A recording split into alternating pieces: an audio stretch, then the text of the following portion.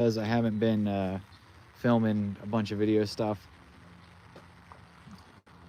For those of you guys that don't know, somehow missed the memo, we got new hose and fittings at SHITBOXSupply.com, the PTFE stuff with the black cover on it. It's super, super nice, but we've been working on getting that stuff done. And I did beat and bang out the Nova a little bit with a hammer, so I've been trying to get that thing kind of straight. And then the parts actually showed up today for the Nova, so we've just been doing a bunch. And you know, Brandon hasn't been here. He's actually been taking care of some stuff that he needed to do, some personal stuff. So I was like, let's just try to knock some stuff out and not particularly too much worry about the filming and all. Hi from Tallahassee. What's up, Larry?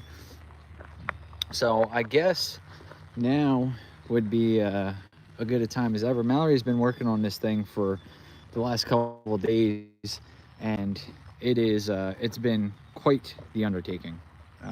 This thing, I don't know that I did a super good job of showing you guys. Sorry, I'm trying to plug my phone back into the charger thing so that way we don't kill the battery on the phone. I don't know that I was able to show you guys super well on the video, like just how oxidized and everything and crazy this paint was. What's up, Salty Stang? Duke, what's up? Arthur, I see you. And so she's been working on it like crazy, and we actually bought a legit buffer, and we're trying to figure out how to use that. Neither one of us has ever used one of those before, so like there was a learning curve in that. And so we kind of figured it out. We made some mess ups here and there, whatever, but it is what it is. This thing is not pristine anyway. And then like once we got to the bottom of it, like you could see this is, there's been years of damage and everything to this thing. So but anyways, here, let me show you guys what we're looking at now, what we're working and twerking with. I have not done the wheels yet, so the wheels need to be polished up. That's a whole other adventure.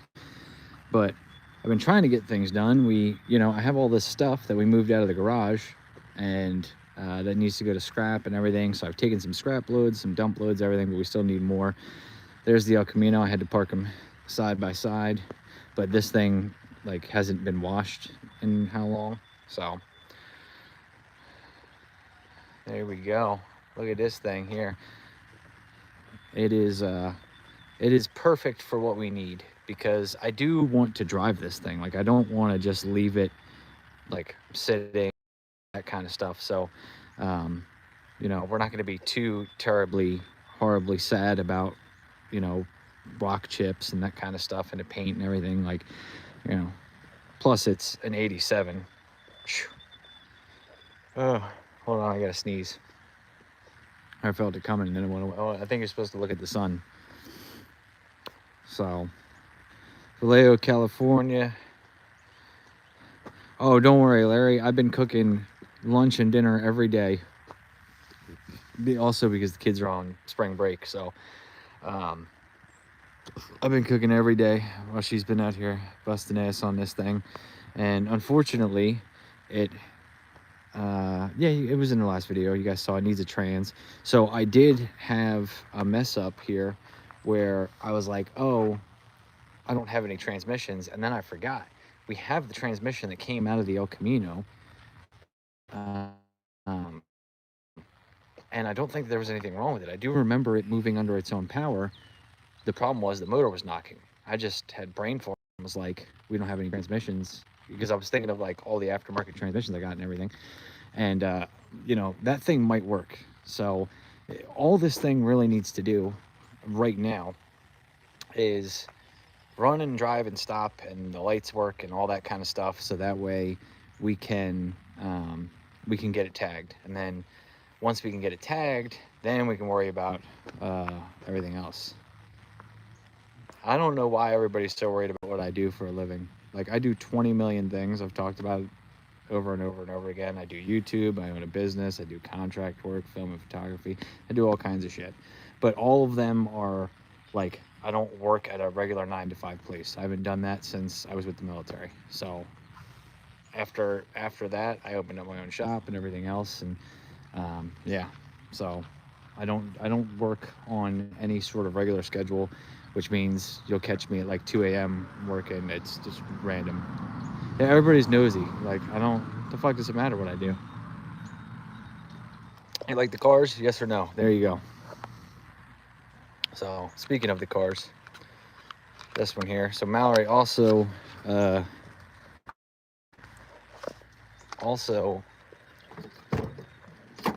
did some work on the inside here. Now, this inside was, you know, pretty nice. This leather is actually really nice. Like, somebody spent money on this interior and all this stuff in the dash and everything. Mallory just gave this a nice cleanup job. You know what I mean? Cleaned everything up. Boom, boom, boom.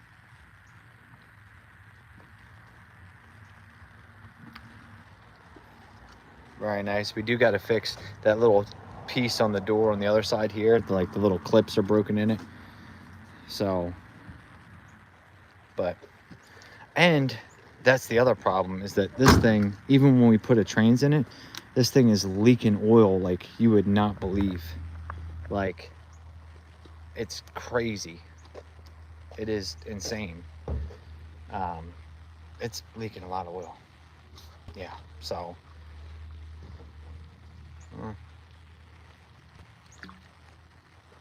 got me some clear American tangerine mango. That's all right. 0 sugar, 0 calories, 0 caffeine, 0 sodium. Blah blah blah. So, oh, I guess I could show you guys the Nova too. I did my professional body work, aka me hitting it with a hammer and hitting stuff with a hammer enough until dents popped out and the door opened and closed again. So, let me flip this thing. There you guys have it. Bada boom, bada bing. She is nothing special. This is like really hard to get out because of like where it's folded, and same way in the front of the door. But now at least the door opens and closes. It doesn't get stuck. That's a nightmare. That's a mess. A bunch of people are like, oh, you know, I have body parts and this, that, and the other. I'm not putting body parts on that thing. Like, the only way that thing is getting new body parts is if they're fiberglass. It's just, it's not, in my opinion, it's not worth it. It's just not worth it. Like, the thing's old, it's rusty, you know, it's got rust holes in the fenders and all that kind of stuff, and everything else. So, you know what I mean? It's like, why would we put new metal body pieces on and then the paint would not match whatsoever? You know, try matching that gold paint again. Yeah, good luck with that. So it's not even worth it.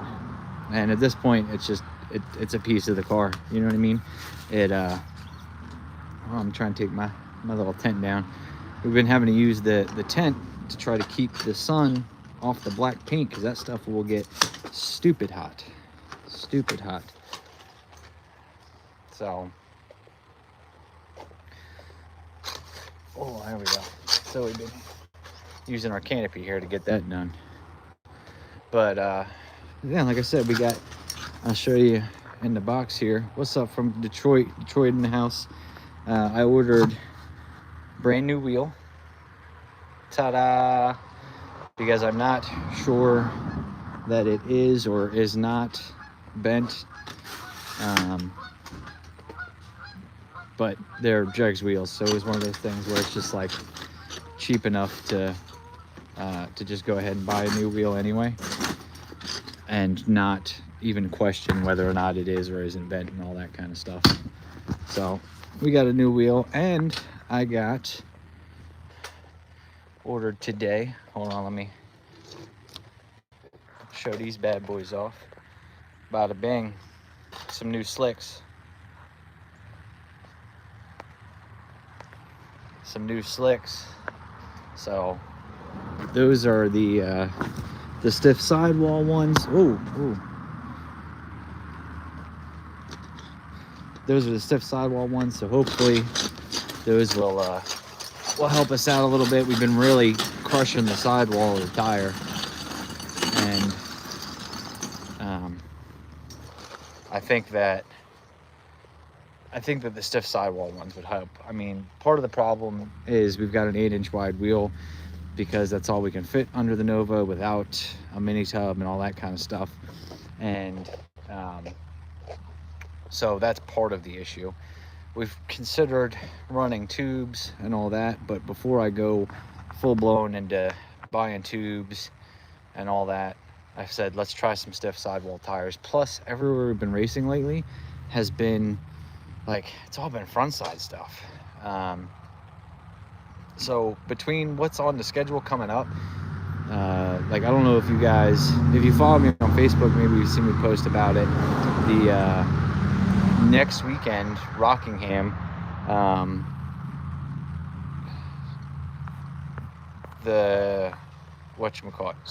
next weekend, Rockingham is ODSS. It's Outlaw Diesel Super Series. So on Friday nights, they're doing a no time small tire deal, gas versus diesel. So they've got a 590 class, and a bunch of them guys want to turn it up, but they can't with the other rules of the next class up, which is Pro Street, blah blah. We won't get into that whole thing, but they want to turn it up and have some fun. And a lot of them want to be on a 28-10-5 because they do want to try racing outside of that Outlaw Diesel Super Series. So they're doing that. So we're going to that. We're bringing the Nova there. So that's going to be the front half of Rockingham, and they're going to have their Outlaw Diesel Super Series race. So I'm sure throughout the day it'll get prepped, and it'll probably be one of the best surfaces we've ever been on. I still think Shady Side is probably the best surface we've been on, but I think the Mickey Thompson will work well there. We'll get some good information there as far as the tire, you know what I mean? So waffle the bent one, maybe. Yeah, dude, like, just curious if I learned to train or something. Gonna know somebody. No, it's just like, I get people that are so harped on like these questions that it gets ridiculous. And then even when I answer them, they don't believe me. So I'm like, I don't even know, like, what was the point? So yeah, coming to Detroit Hood TV this weekend. No, not coming to Detroit Hood TV this weekend. I will come to Detroit Hood TV at some point this year. Actually, I got to get up with Josh, because technically the the race in Ohio was the first race of the World Series of No Prep, which is a point series, which, I'm not gonna lie to you, we were like, you know, let's try it. We've never done anything like that, where, like, you know, number one, there isn't a whole lot of no prep series to begin with. You know, there's not many of them. You've got MPK, but we don't belong there. And then there isn't a whole lot of, like I said, points carrying series. So I said, let's try it. And technically, we're starting off the season with a bang, because I won round one, which means we're at least in the top half of the points for the year. We're in the top half of the points for the year because we went past round one. So made a pass in round two, that didn't work out, blah, blah, blah. But one of what I was getting at is, one of those races, one of the Detroit Hood TV races, is on the World Series of No Prep points schedule. So like I said, I got to get up with Josh and see what the points are now. I mean, I know obviously we don't have very many points, but my thought process was, hey, let's try it. Let's try to run the whole series if we can. We can't make every date. There's one date I know that we specifically cannot make, but all the other ones we can. And, you know, maybe if we go a few rounds every race, you know, we could make a run at some points or something. So it's kind of something I wanted to try this year and take a shot at. But does Derek tune the Nova? So yes, so Derek does. How do I put this? Like, Derek does a lot of the tuning on the Nova as far as the initial setup, the functions of it, the way that it all works. Like, if you have ever seen the way that my launch retard, for example, is set up. Like, he did that. And then I will make track day changes and say, or, you know, on the street changes and say, like, hey, needs more, needs less, we can leave it this boost, we can do boost ramps, all that kind of stuff. Now, he is very, very capable of doing that. The problem is that he is not always available to do that. I will tell you, when we raced the car for the first time, I guess it's fine to say, but when we raced the car for the first time in Delaware, I sent him a picture of the surface, and he sent me a tune-up for round one, and he said, here, use this.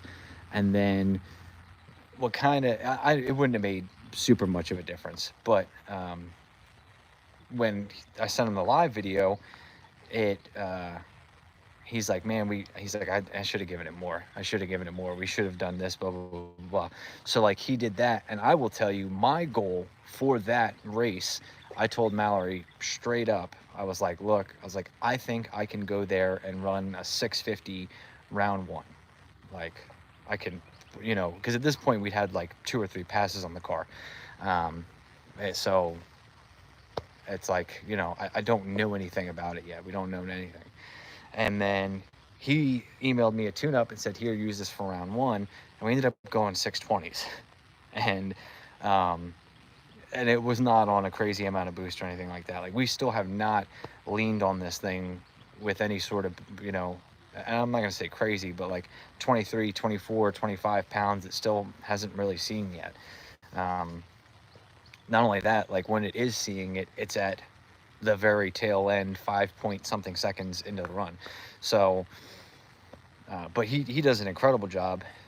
I often say that if I could afford to fly him out to races, we would do 10 times better. Just, he's way more knowledgeable, has way more experience, everything, like, because there's so much that goes into it. You guys will actually see, I don't know if he's announced it yet. I don't even know if I'm supposed to talk about it, but I saw, he sent me the first video. He's actually going to be doing a thing on YouTube with subscribers where if you do the paid subscription to the channel, he's making videos about the tuning of the cars, all the aspects behind it, the theory behind it, like with data logs, with video of the pass. He sent me the first one that he has with Hayden's car, and I watched it last night actually.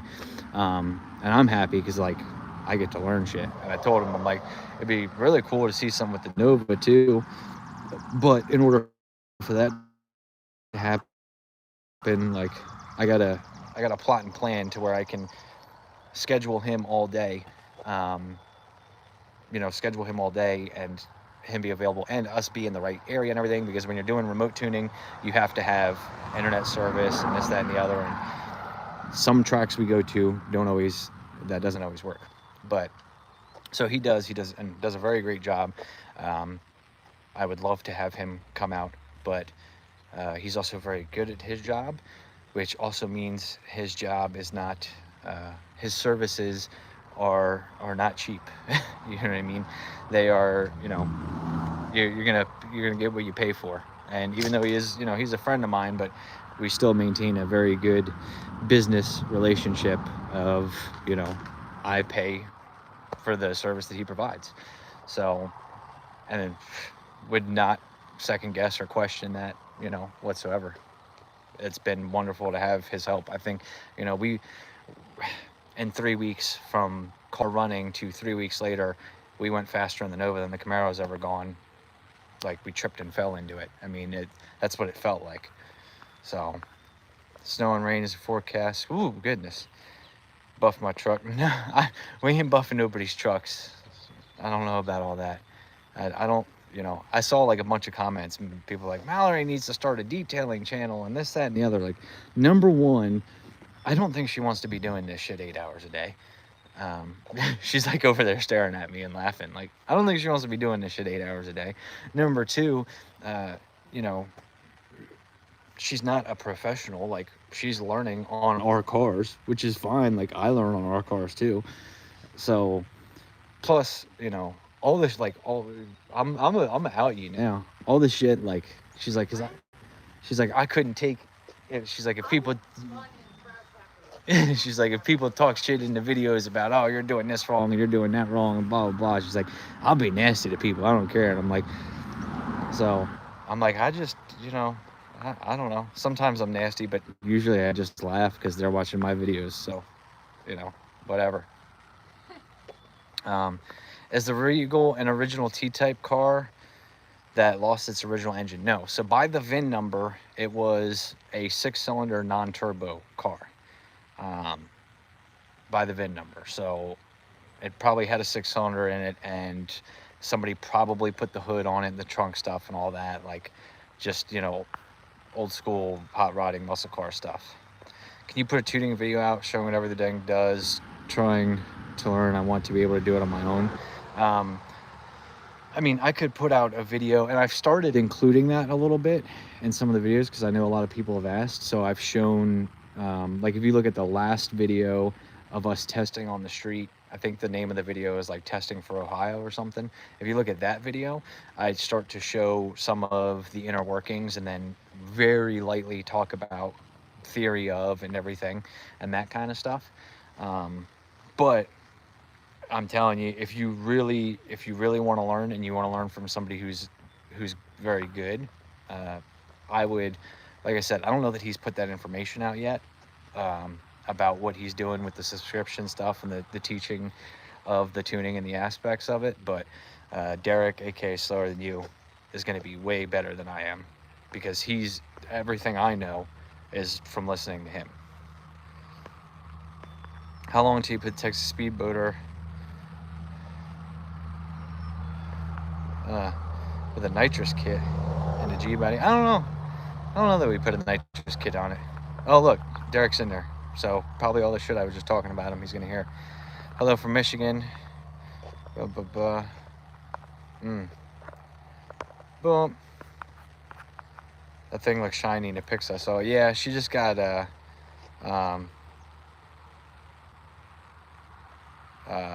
done pretty much, and already like pollen is laying down on it. We live in a horrible pollen area, I guess. So she's looking good. She's looking good.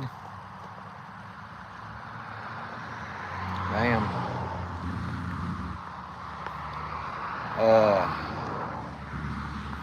Is it just it might just be the angle, because I just have a regular ass hat on, so it's really not. I think it's just because I don't know, I have it like, I like to show off my forehead, you know what I mean? I worked hard for these wrinkles, so I'm putting the nerd stuff up in the next week or so. Okay, so yeah, so Derek, like people who are asking about tuning stuff, I will continue to put some of that stuff in my videos, like just my, on the street experience and everything, and the changes that I'm making.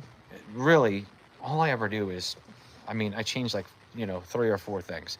I change timing retard, I change launch RPM, I change launch boost, and then I change the boost ramp itself.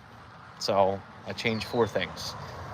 As far as the computer goes, now we will still make tire pressure and what little chassis adjustments we can. We have double adjustable shocks in the front, single competition engineering 3-ways in the back, so there's really not much I can do with those. But those are like the handful of things that I change. And then if you guys do get into the subscription thing with Derek, like he will show you just how advanced some of this stuff is and what it takes to get a car down a surface. Now, for me, it was very easy. If you're like brand new beginner, I don't know that it's going to be for you, because for me, it was very easy to pick up on, because number one, he's my friend, so we talk about this shit. And number two, I understand, I have some understanding of the computer system and stuff.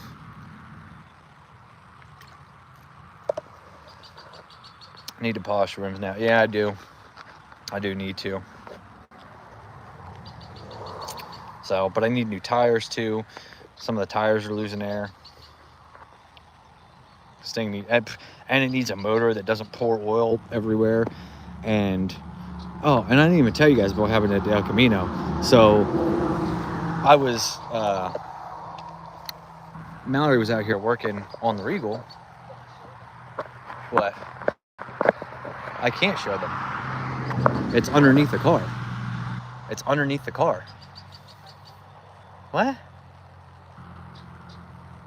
No, I'm talking about the brakes. I don't know what you're talking about. Let me finish my story. What I was saying is Mallory was out here working on a Regal, and I was like, you know what would be really nice is there's still a few things that I need to do the El Camino in order to get that thing tagged. And the goal here, the ultimate goal here, is to cruise these bad boys side by side with my missus. So, popped a brake line. Yeah, so the brake line's old, rusty, popped, whatever. You know, no big deal. I actually just turned it around today. Like, you can still drive it if you know how to drive a car with no brakes. If you've owned a SHITBOX before in your life, you understand what I'm talking about. But I have a new brake line kit. So I was like, while she's doing that, let me do the El Camino, and then we can get brakes, and then I can figure out, there's still a couple other little things I think that we'll need to get it through inspection. And like, oh my God. The first brake line I touched, removed from the brake proportioning valve, broke. And I was like, dude, I'm done with this. After fighting with this thing forever, just trying to get it turned, and then realizing that one of the lines in the brake proportioning valve has already been stripped. That nut has already been stripped and everything. So I was like, you know what? We're going to, actually, I ordered a new brake proportioning valve. We're going to cut the lines since I'm replacing them anyway, and we're not going to mess. I'm just going to save myself the headache. Unfortunately, not a part that I could get at local parts stores. I checked. So we've got that ordered and on the way. So I'm going to do the brakes on that. I think her motor leaks a little oil too. Nowhere near as bad as mine. So, oh, damn. Let me go back through these. What's up? I saw, yeah, so Derek doesn't own Liam Neeson anymore. He got rid of it. I like Blue Magic metal polish for aluminum. We have some stuff from Jax Wax. Let me see. I don't remember if it's even called anything special. It's just a standard. No, that's washing wax. Is that it? Yeah. So we've just got the Jax Wax metal polish. That works well. The thing is it needs some polishing. So I see you must quit smoking cigarettes. Yes, I have. I have been cigarette free for, I don't know, maybe coming on a year now. I mean, it's been months. It's been quite some months. So unfortunately, I still getting some nicotine other ways, but no cigarettes. So you gotta pull that motor out of the Nova and put it down the Regal, see how it goes. You guys are a bad influence, number one. I've considered it. I'm not gonna lie to you guys. I have considered it because for a number of reasons. Number one, Nova is a lot of fun, but to be 100% completely honest with you guys, I said that, hey, I think this thing will go faster than the Camaro, and then we did it in like 3 weeks from the car, like making its first passes. 3 weeks later, it was faster than the Camaro, and then I just kind of went, all right, well, I accomplished my goal, so now what do I do? You know what I mean? But part of the thing is that, like, the Nova is a lot of fun, but we trailer it everywhere. It's, it could be straightable, but, in order to get it done in Delaware and everything, like, I would have to undo a lot of things that are already done and spend money just to get it tagged in Delaware. And it's just not, I don't know. I just don't feel like it's super worth it at the moment.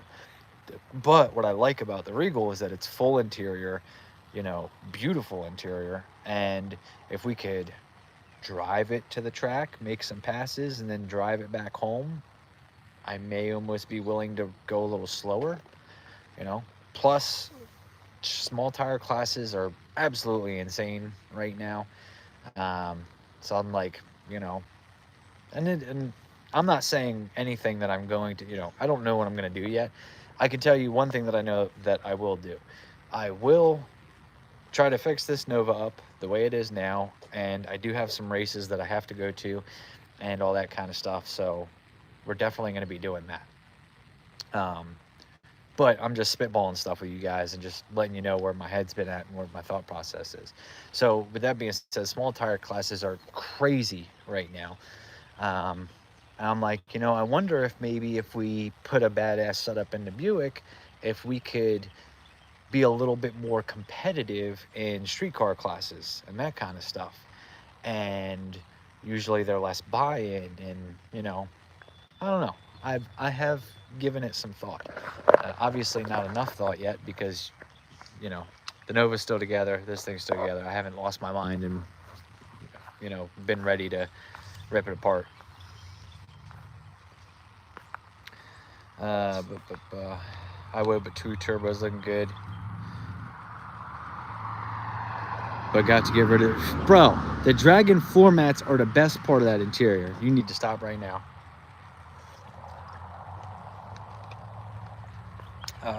Just build a budget-friendly street strip car. There is no such thing. There's no such thing.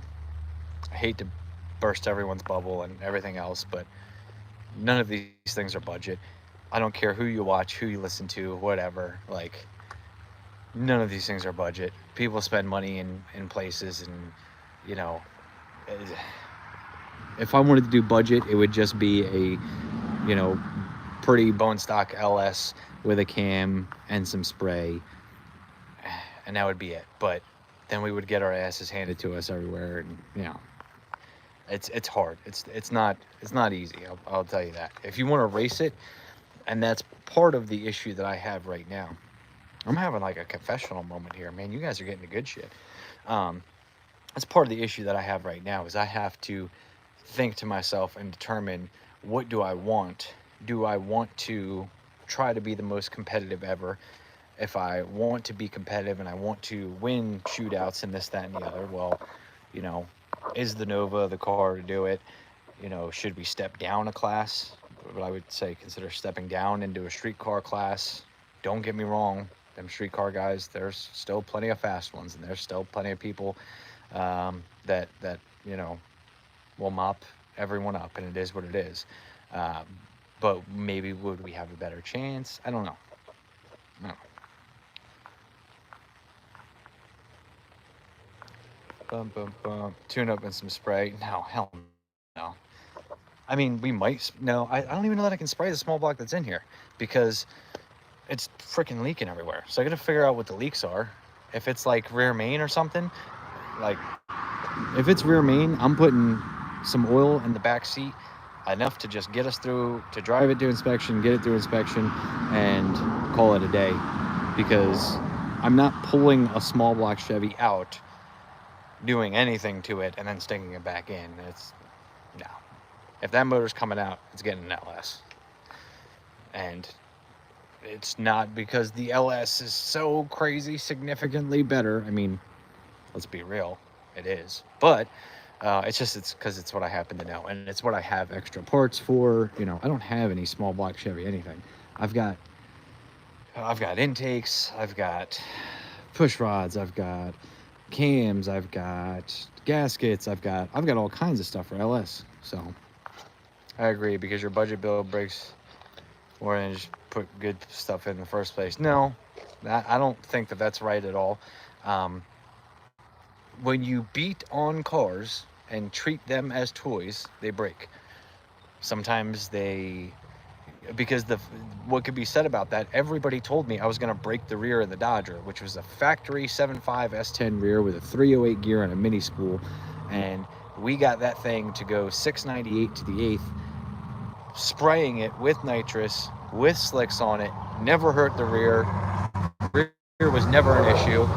Yes, I did tune accordingly. I didn't turn on 100% nitrous from home, but we hit it pretty hard with nitrous. I think it ended up all the way at a 200 shot. But that same thing, it's not about like, oh, well, if we spend money here and spend money there. I've seen people spend money, brand new shit, and brand new shit breaks. I've seen people not spend money and shit lasts way longer than it's ever supposed to. It goes every direction. Spending money is not always the answer to the, you know, to the problem.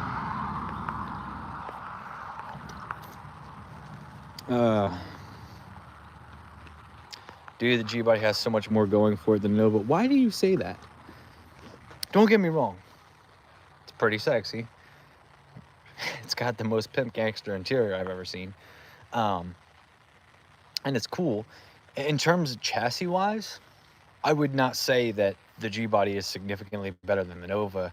I would not say that either one is significantly better than the other. I mean, the Nova is a leaf spring car, G-Body triangulated 4-link. G-Body has twisting frame problems and requires, you know, some love there.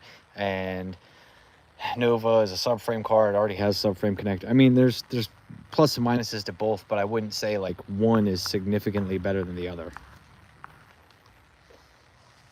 Build the Regal. You'll have much more fun because small tires expensive now. Yeah, I've considered it. I'm not gonna lie to you guys. I've considered. Here was my thought process. I will give you guys what my full finish thought process was. My full finish thought process was pull the stuff out of the Nova, put it in the G-Body, run street car classes in the G-Body. They're a little less expensive. We can do stuff like drag and drive and other things that I've wanted to do that we don't have anything set up for yet. And we can have fun and we can take it for ice cream and all that kind of cool shit. But in the background, Camaro chassis would then become fast car chassis. That's what we want to go fast in. To the point where, and Derek knows about this because we were having this conversation last night, to the point where I'm like, you know what we should do? We should go get the big block back, put it together just how it was, don't change anything except cam, lifters, whatever, like stuff that wasn't happy and stuff that we need to change, and put turbos on it and stick it in one of the Camaros, because ethanol 14-1, not gonna care. You know, parts are, you know, maybe not the strongest for a turbo build, but that's a stock bottom end LS and it's doing pretty damn well. So I can't imagine that my aftermarket rods and pistons and everything can't hold up abuse. Plus we used to spray it with a 300 shot. So that was kind of like full thought process.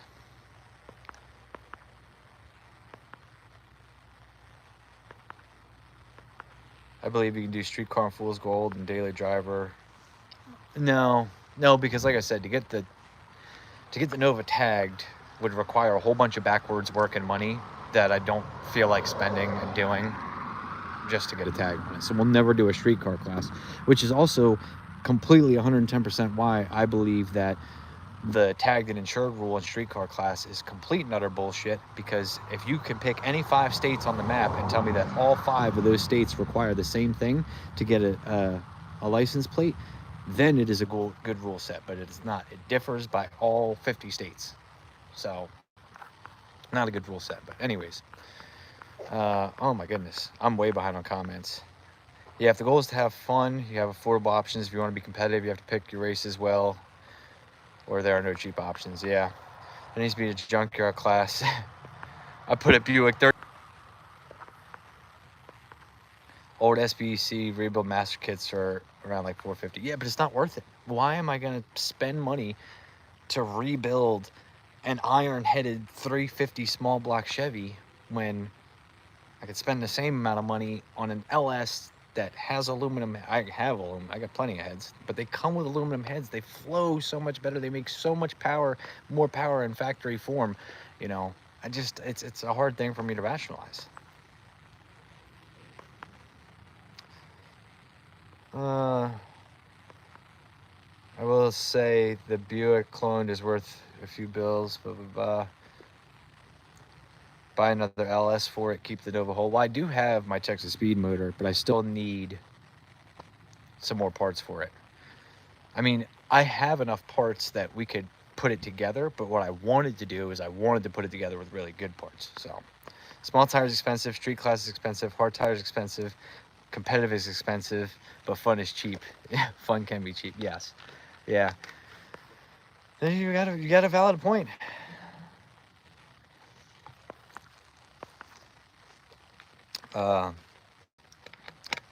Regal Texas engine trans from that guy.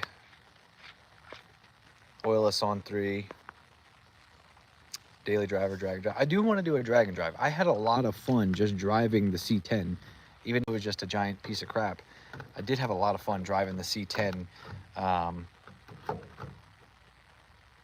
on, I was trying to sit my water down so I could sit on this tailgate. I did have a lot of fun on sick week. I think that it would be quite an enjoyable experience if I could participate in a drag and drive. I will say that there is one that's going to be kind of local to me. Probably the most local drag and drive there ever will be to me. And yeah, and I've considered doing that. Just my 2 cents, fix up the Regal, flip it, take that cash, put it to his Camino and go for wins. Sure, sharp, not a bad 2 cents. I had that thought process as well. I very well think that, well, the motor's leaking, but I think if we put a trans in it and made it move, even with it leaking, we could probably triple our money on that. Split the block. How much power does it take to split the block? I have no idea. But I know for a fact that I watched Steve Morris take a stock Chevy 454 truck block that was was out to a 496, and but we'll have to tag the video because I sent it to Derek last night and I was like, look at this and tell me why I'm such an idiot. Because 496, it was on 93, so it was on pump 93, 15 pounds, it made 1050 on his hub dyno. And they were like, all right, we're cool there because that's what the guy wanted and whatever. But E85, which tells me that, we can at least run a little more timing. I don't think 14-to-1 it's going to care. My 496 made 550 on motor. I was stupid. No, just tag it at my address. We require absolutely nothing. I'll have to figure that out.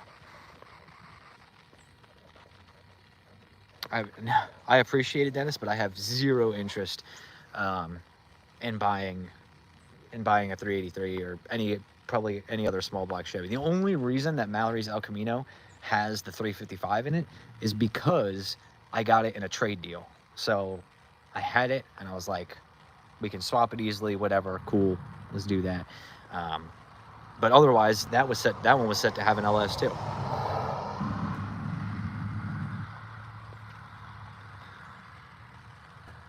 Iron heads are good for holding your tarps down. Yeah.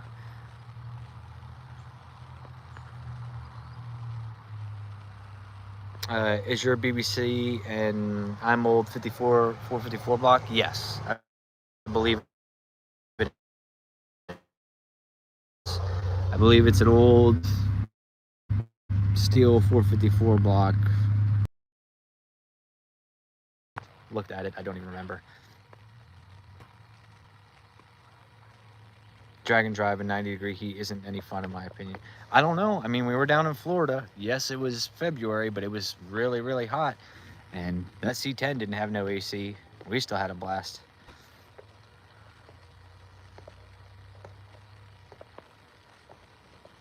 Are you on a laptop? Or I'm gonna be... No, yeah, I don't know if you noticed, I've been switching hands. I'm on my phone. Honestly, I didn't really, I just the Regal a little bit, and then we just got into good conversation. And to be honest with you, it's been a while since I've been live and just kicked it with the people that watch my videos. You guys are fucking awesome, and hopefully there's not kids watching because I just dropped the F-bomb, but that's just, it is what it is. It's me. But I enjoy talking to you guys, and there's been a lot of good conversations, so I ain't mad. Take the pair of them on a drag and drive. See, that would be sweet if we take the El Camino. We would never cage the El Camino. Mallory, I don't think that's what she wants out of life. So let her run 1150, and then I'll run whatever it is I can with whatever I got and whatever safety and whatever. But I know, but I want to see if the guy worried about splitting the block was aware of power he was assuming you were going to make. Yeah, that's the other thing. When we're talking about the 496, and if we If we flip that to let's put turbo on it, keep, you know, we'll do fuel injection, we'll do ethanol, still keep it 14-1, whatever. Like that thing will never have to see more than 20 pounds because it will make very good power, and in a lighter chassis and a good working setup, it doesn't need to make, you know, crazy amounts of power. Based on math that you and I did, it would make way great power with very, very little boost. And yeah, like when we talk about, I don't know if people know this, but I have talked about what it would take to put 30 plus pounds of boost through the LS that I have in the Nova now. The 496 would never need to see 30 pounds. Like it just wouldn't, I mean, unless we decide to go radial racing or something. But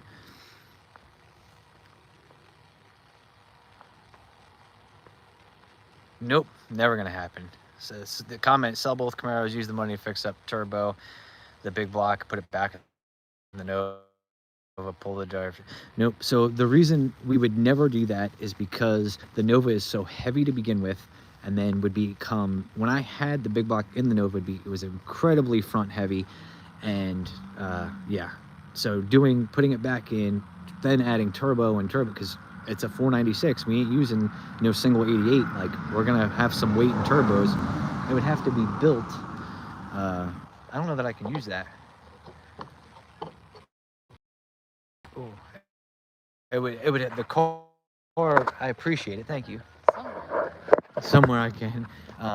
The car would have to be built around these thoughts in mind.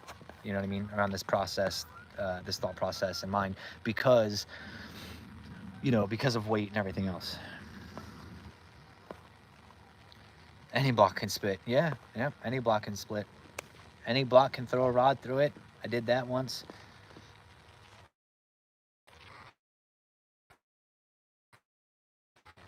Trans fix will be cheap, strip it goodness, fix will be even cheaper, because the whatchamacallit, the Nova, not the Nova, see, I'm all messed up, the El Camino, the trains that came out of the El Camino is the same thing, and I reconnect. C10 has an old iron block. The C10's gone. I don't know if you guys noticed that or not. Get Nick to give you the insp. How dare you, F-bomb. Oh man, I'm really behind on these comments. We're only at F-bomb. BBC and a Regal. Nah.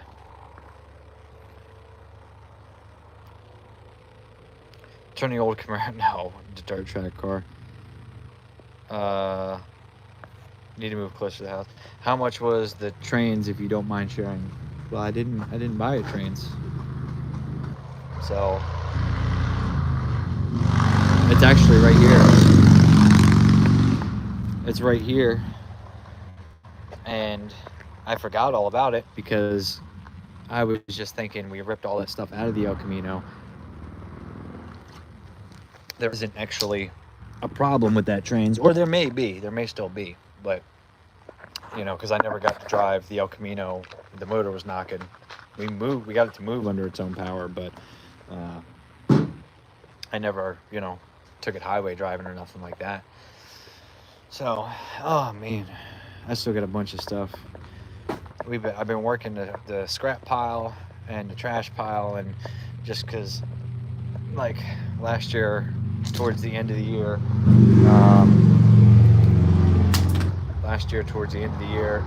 cleaned out the garage, and plus we've had motors blow up and all that kind of stuff, and then it got cold, and now we got to do all that crap. So he's talking about the trains in the Nova. Oh, the trains in the Nova, the Power Glide, I want to say was 18, somewhere around there, 1800. Very, very reasonable. If you guys need a Power Glide, go hit my man Jay up. Bad Habit Racing Transmissions, down in Maryland. Very, very reasonable. But I also did get some extras. It has a 180 straight cut gear set in it. You know, I brought him the case. He used my case, and I don't remember what all of parts he used for my trains, but so there, you know, so that's part of it that gets factored into cost. But yeah. So, but have you ever used a 4.8? I have not. I have one. There's actually one sitting on the engine stand over there. But I didn't want. I was thinking about using it, but then what I thought about doing, you guys have never seen. I've got some brand new rods from Max Speeding Rods. Here, I'll show you guys.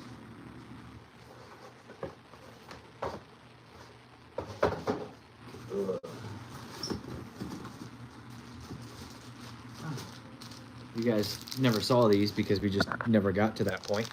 I've got some brand new connecting rods from Max Speeding Rods that, if you guys remember, I had a 6.0. I don't know if I have a 6.0 anymore because it's at a machine shop and they never called me back, or they've never called me to tell me that it's done. But connecting rods, these things come with ARP bolts. Actually, pretty stout looking connecting rods. And what I was thinking about doing, once that package is back up, what I was thinking about doing was taking the crank out of the 4.8 and putting it into the 6.0 with these rods, maybe, you know, some kind of a piston, whatever, and doing a D-stroked 6.0 like Calvin did, Nivlac 57. If you guys know him. But so in their Nova, they have a D-stroked 6.0 that was like a rod piston kind of thing, and that worked very well. And I thought that would be a pretty cool thing to try, just to try. What power did he say that thing was good for? What, the Glide? To be honest with you, I don't know. I don't remember what power he said it would be good for.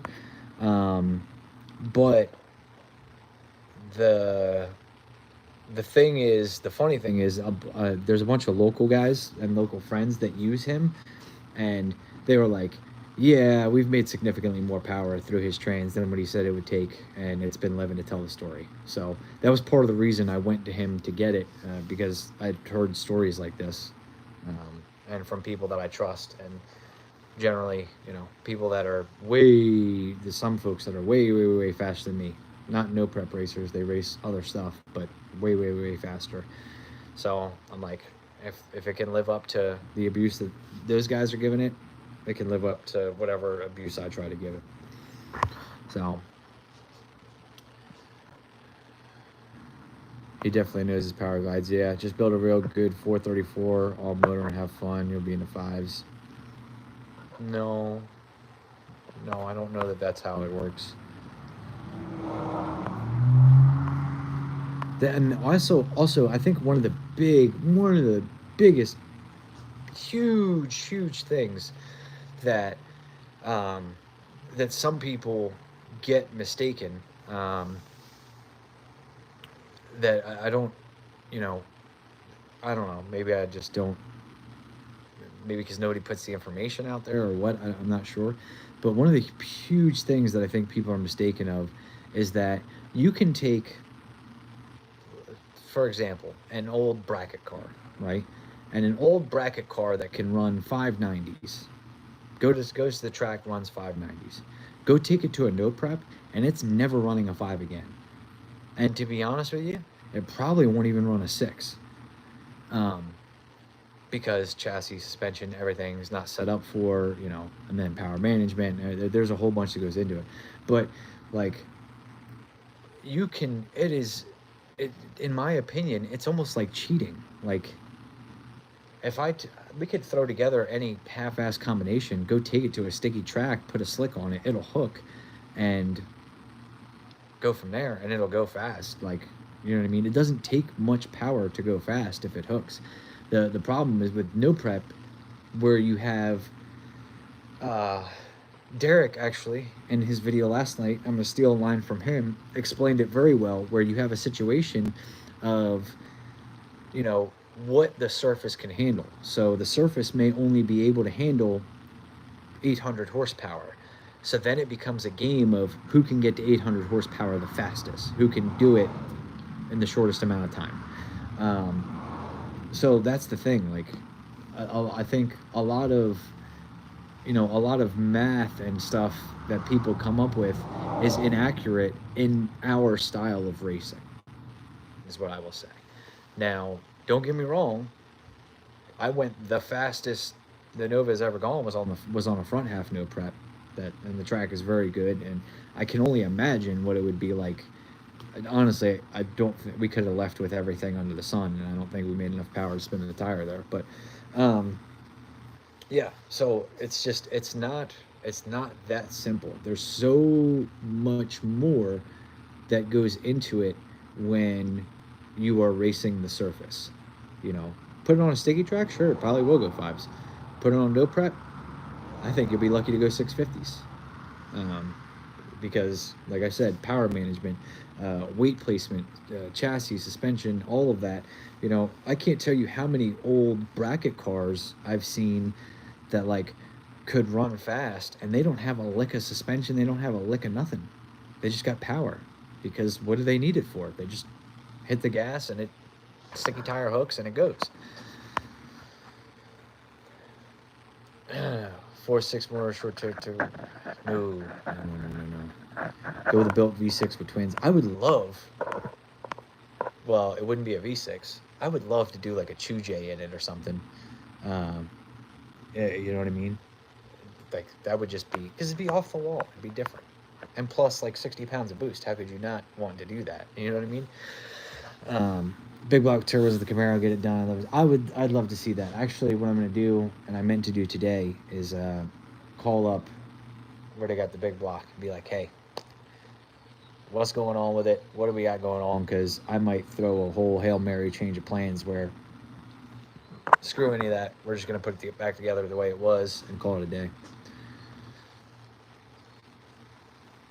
I think you're getting the point I did. I had 73 Nova race. It got so expensive. Change it back to the street. It's hard to take them back to the street after racing them. It is. That's the thing. Like with the Nova, it would take so much backwards work to drive it. And not even to drive on the street. I can drive this thing down the street right now. It's an LS E85, like whatever. That's not the issue. The tags and stuff are the issue. So. And it goes back to the earlier conversation we had of, I need to answer to myself, what do I want? What do I want out of this? You know what I mean? Do I want to be the fastest guy ever and win all the races and everything?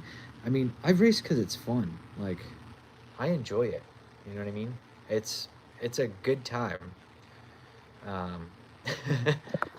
Let's see, Justin, remind me of that question. We'll get into that question in a second. But I've raced because I enjoy it. I enjoy traveling. I enjoy seeing friends. I enjoy laughing. I enjoy these experiences. It's all done. 15 grand, fuck no. Try again. I enjoy these experiences, and what do I want out of it? Do I want to keep enjoying myself? Well, part of the other thing is I've enjoyed cars for a very long part of my life. And what I enjoy the fact that I can go pick up this deal of a Regal. And I enjoy that we've got an El Camino and we've got a Nova and, all that kind of stuff. So I enjoy those things. So the question would be, am I willing to give up, what am I willing to give up in pursuit of what? And is that worth it to me? What is it? Whatever. Right now, everybody forgets, right? So here's a couple things that I'm going to give you guys the boom, boom, boom thing that everybody forgets. Everybody forgets that just because I have a YouTube channel does not mean that I am an expert at anything. I am learning this stuff. I never had anybody to teach me any of this stuff. I didn't grow up working on cars, none of that. Everything that I've done in life has been self-learned, and although there is a lot of stuff I do not know, there's a lot of stuff I do know. So, but no, and nowhere have I ever claimed to be an expert. Nowhere have I ever said that I know everything about cars. So, there's one misconception. Um, the and I forgot what the next thing was because I was reading these damn comments. Um, the other thing is what am I willing to give up in hopes of this, these victories? And I don't know that I want to. I like having a Regal and having a Nova and having an El Camino and having a Dodger and having all this other stuff. Like, it's fun. You know what I mean? I'm like any other car guy. You ask any car guy, they don't want one car, they want 5 cars. Well, now I got 5 cars. They're all paying my ass, but you know what I mean? Like, it's pretty typical average stuff. So, back to that question. What is dollar figure it takes to be competitive somewhere at dig or die, aka slow surfaces? I'm going to dispel some myths right now. Number one, dig or die is not a slow surface anymore. It used to be. It used to be a very slow surface. It is not as slow as you think it is anymore. And it is... People go 5s. 3 years ago, people could not even fathom going a 5 at dig or die. If you made a 670 round 1 pass, you were doing something. And define slow or fast surface. So I will tell you, I'll be out with it right now. Dig or die is a higher end 5-second surface. So 570s, 580s, 590s. You know what I mean?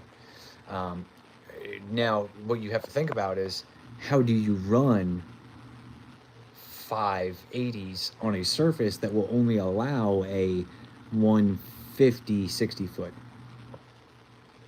You know what I mean? So what does it take to be competitive? Number one, you have to define what is competitive. Does competitive mean going multiple rounds? If you want to go multiple rounds at dig or die, 40, 50K off the rip.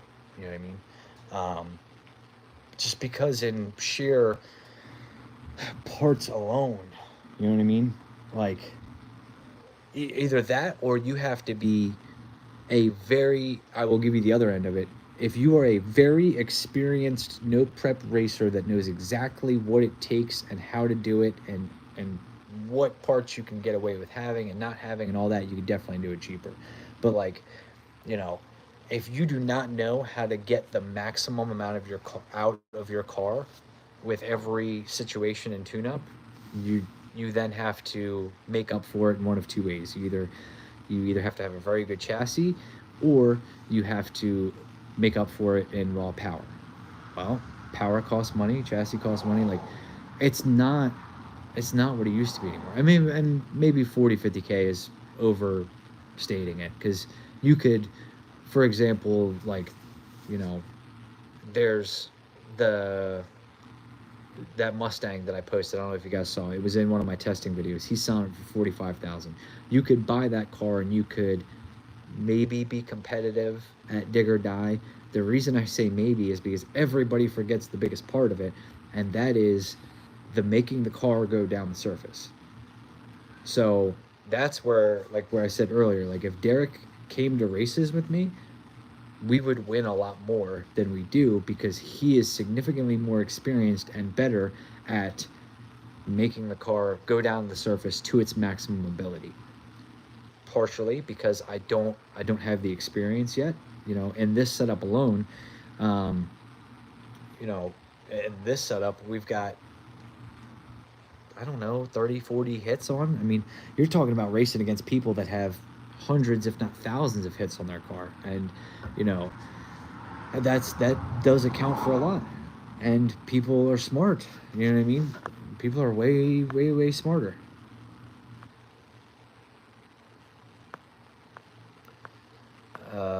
I see.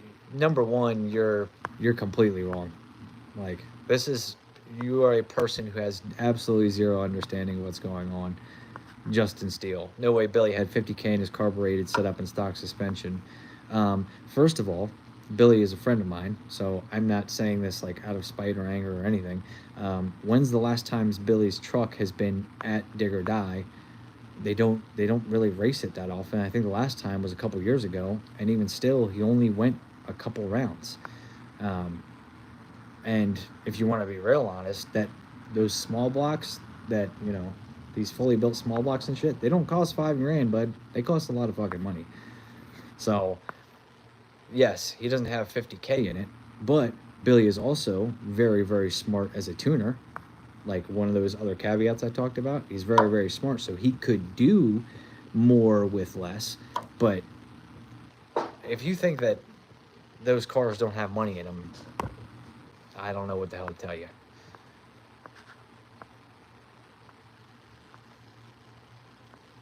Yeah, you figure, first of all, stop fucking pocket watching a motherfucker. I figured he had this much money in it. You're wrong. Also, the budget has to be clarified for people too. What's the budget based on? Cost of car being built yourself or paying somebody to build it? Big difference in the budget. Absolutely, that's huge. You know what I mean?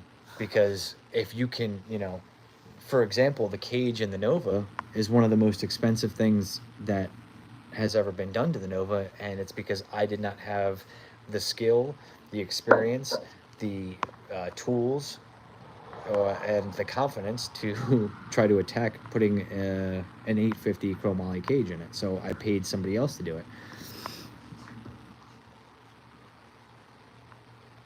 Yeah, we went through a set of tires with Hayden's car just to prepare for the crap surface, probably 40 passes. Exactly. That's huge. I've never put 40 passes on a car to prepare for a single race. Now, I will say that since putting the Nova together and we started racing it, we would race it. We would stay for extra tests and tunes. We would go early for tests and tunes. I would make hits on the street. Like, we tried to be very consistent and continuously learning more and more and more about the car. But, there's only so much you can do. Like, you got to be, ready to live on the street. And then, a set of tires is $500 something. So, you know what I mean? How many tires are you willing to go through to figure it out? Take the Nova on bracket races, see how many rounds you go. Sure, you can run a 590 once. Can you run a 590 all night? So much more involved than you make it out to be. I don't give a fuck about running 590 all night in a bracket race. That's the problem, is you think that I care about that. I don't give a shit. I have no interest in doing that. We had a lot of shit to work out, but we were there to win it. Yeah. Is that the one? Are you talking about the one that Hayden won? Like, that makes sense. You guys put 40 passes on the car, went through a set of tires, everything else, then went to this race to win it and won it.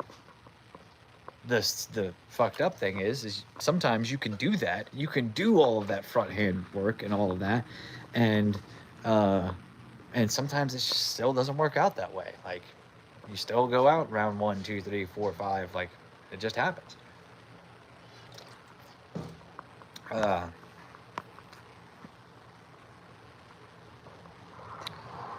SBC built with good parts costs big money. It cost me $2,500 just to have my 4 or 6 block machined. Yep, and bearings in it. Yeah. Mad love from Canada, bro. Most of the haters probably never made it past. Probably.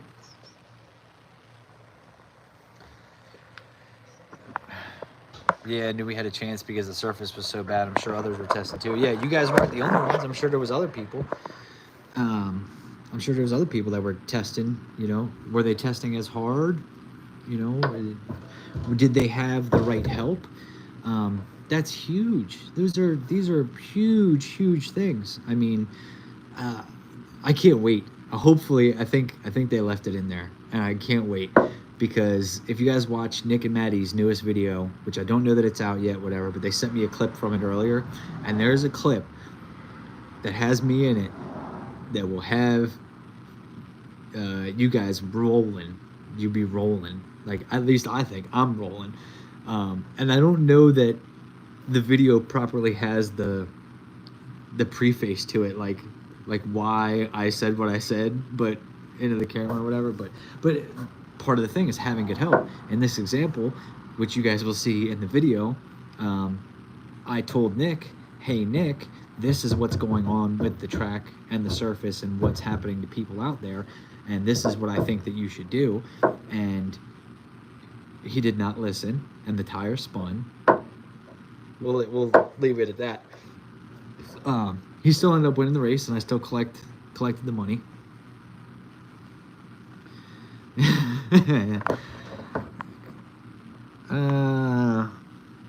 What happened to the Camaro? Nothing. The Camaro is at the other shop, and I'm trying to get rid of the white Camaro so I can build the chromoly one. The white one is mild steel ladder bar. Chromoly one is chromoly and 4-link, and I think that ultimately would just end up being even lighter than the white one, and more inclined to doing what we want to do.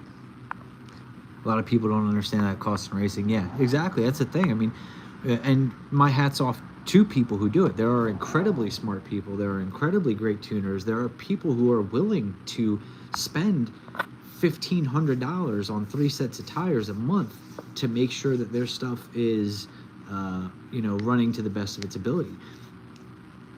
I'm not one of those guys. Right now, we're doing like a set of tires a month. And that's a lot for me. You know what I mean? And even still, we can take I've been taking any of my old tires, I've been giving to buddies, but maybe I need to start selling them on the back end, because we're not putting that many passes on them to where they can't still be used by something else. But it's not cheap. Will you do an event this year? I have no plans on doing an event this year. We don't see the Dodger anymore. There's no use for the Dodger. What is the Dodger good for? Absolutely nothing. It's not a race car. It's a long bed S10 chassis or extended cab, whatever it is. It's like a fucking 137,000 inch wheelbase. It's not a good drag car. It's all of its weight is in the nose, so we have no use for it. Plus, the thing is a piece of shit. We built it in like 2 weeks for a television show. It did what it needed to do. It was never supposed to be raced. We went fast enough where I said, hey, I don't feel comfortable going any faster in this thing, because this thing is I know how we built it. You know what I mean? So we're still going to run the big block. I would like to, I was talking about earlier, what I was thinking is I'd like to try to get the big block back and go turbo with, even just as it is, 496, 14-1 compression, all that. I think with ethanol it'd be fine. Yeah, a lot goes into bracket racing. Difficult as hell to run the same time over and over with varying conditions, but the hardest part is getting over it being so freaking lame. Yeah, I'm sure it's not easy. Would you ever come race at some of the tracks in New York? I don't know. If they had a race that I was interested in and it made sense for me to do it, yeah, I would do it. You know what I mean? Like, I'm not against really racing anywhere. You know what I mean? Like, there's a couple places I will not, and it has nothing, and it's mostly just people involved with it. But I generally don't have a problem with racing just about anywhere. So it's just, it has to, like I said, it's got to be something that I'm interested in. It has to make sense. Agree, rough off the Camaro. I've tried, guys. I've tried. I had it on Facebook. I've tried. I've done. Believe me, I don't know. At this point, I'm not sure what to do. Where is the Dodger? So the Dodger is over sitting in a parking lot right now, because I don't even have enough space for all my shit. That's a lot for any weekend guy when racing isn't creating huge revenue. Yeah, well, and that's the thing is, like, talking earlier, and I guess we could talk about, we'll go back into this, like, what do I do for a living? How I make my living. Like, I do receive some income from YouTube, but it ain't enough to buy 3 sets of tires a month. You know what I mean?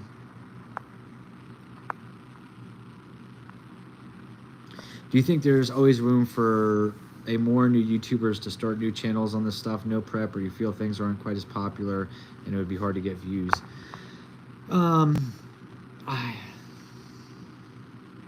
If you want my honest answer, my gut answer tells me that it's way too oversaturated now. There's too many people doing it. I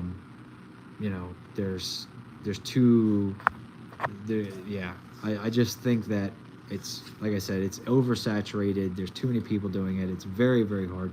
Not to mention the fact that people flat out do not understand or appreciate how much work YouTube actually is. You know, what people fail to realize is that, you know, oh, well, you know, I can't get any views on my videos, you know, and there's 37 reasons for it, and one of which is because it takes a significant amount of work that I just think people flat out don't realize nor appreciate. You know, if you want to make videos on anything, I don't care what it is, no prep, it could be about frogs, it could be whatever the hell you want it to be about.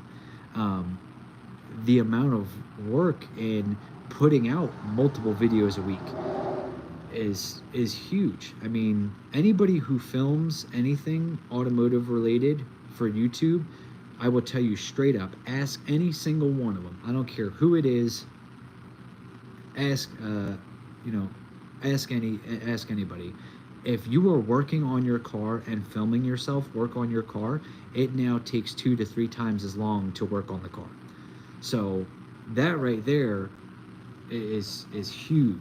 You know what I mean? That, like, people don't know that. They don't understand that. Editing can take hours and hours and hours. There's been times in my editing career where I have spent 3 hours, you know, looking for the music that I wanted to use, because you can't just use any music you like. There's a lot that goes into it.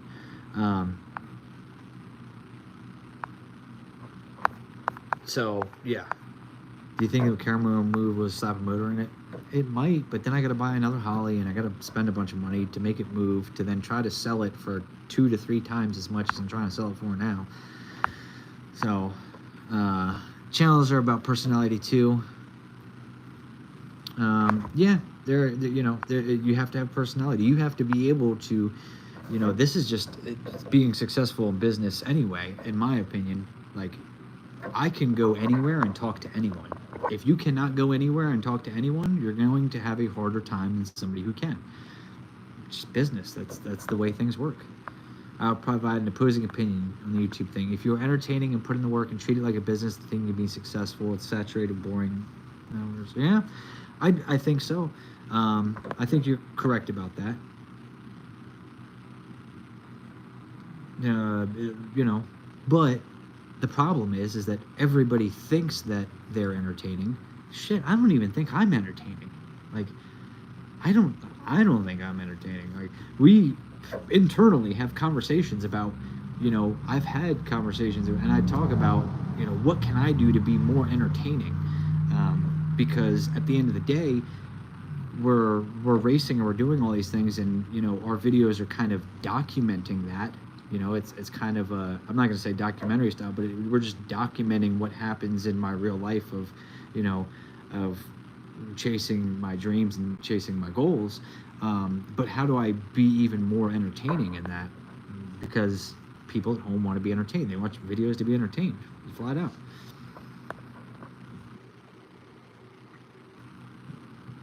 They paid $400K and $100K at the Flings this weekend, plus ladder money and thousands of prize money. Bracket racing is on top right now. You cannot take down bracket racing. It is the coolest shit ever. Tell him, Alan.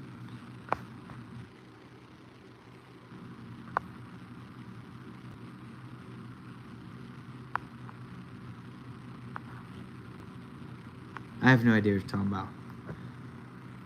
The average guy doesn't get enough done in the shop in a week to make a video.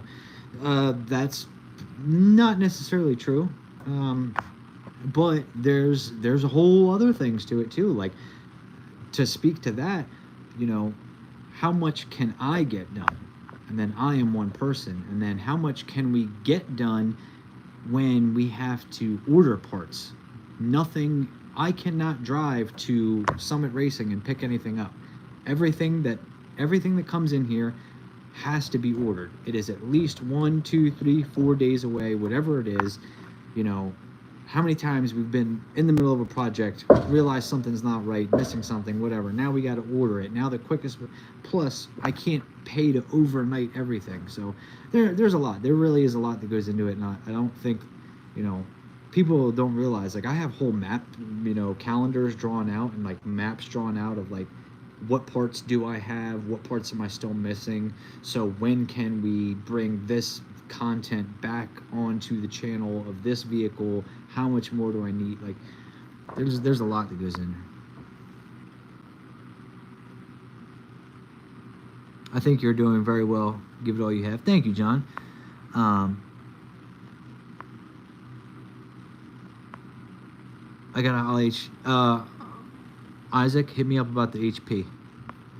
I am in the market for an HP. If you're able to get all the cars taken care of and worked on and ready to race, would you have a team?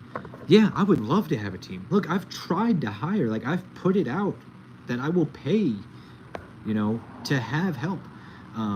Because when you talk about like if you haven't noticed, all of these races I go to, none of them are down the street. They're all 8, 10, 12 hours away.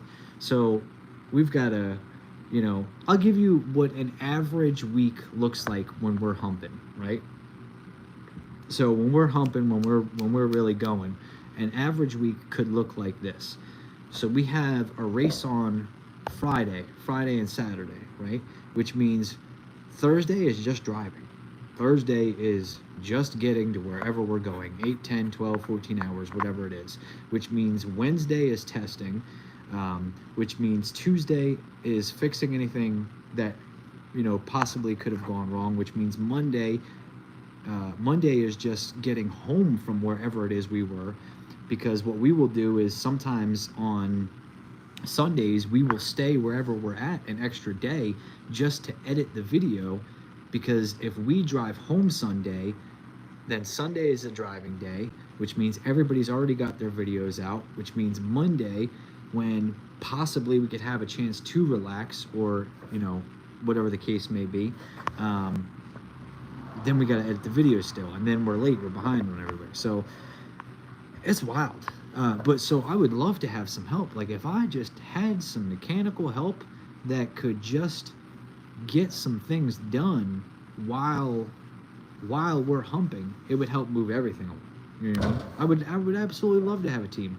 You know, part of the reason I like doing this racing stuff and everything is because I like being at the track. I like being with people. I'm a social person. I like being with my friends. I like being with other like-minded people, you know, that also like racing and all that kind of stuff. So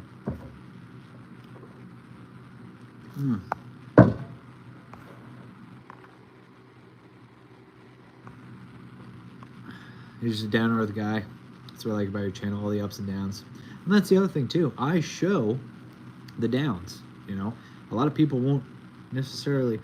We edit videos, which means I can show you whatever I want. I can show you only when things are good. I can show you only when I know exactly what I'm doing. I can show you this, that, and the other. I just kind of show it to you all. You know what I mean?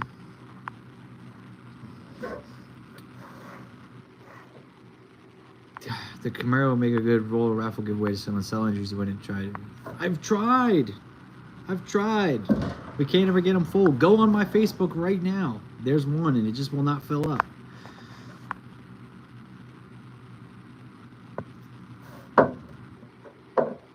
Give you a ton of credit to juggle that many projects. I can barely get 2 cars ready.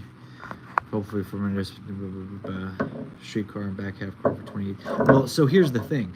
A part of that is by design too. Like the reason I have multiple cars is because I know that there's going to be times where something could break that is either A, very, very expensive that I can't afford to fix at the moment, or it could take a long time to fix or whatever. So instead of not making instead of not making content for 2, 3, 4 weeks on end, we can jump over here and we can have a little bit of fun with this thing, and we can do this and whatever, you know, because content has to be a focus of what I do in my life.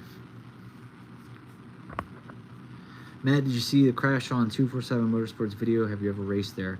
I don't know what video you're talking about, so I don't know what crash you're talking. Like are you talking about when they crashed, when Mork and Ashley crashed? I have not been there.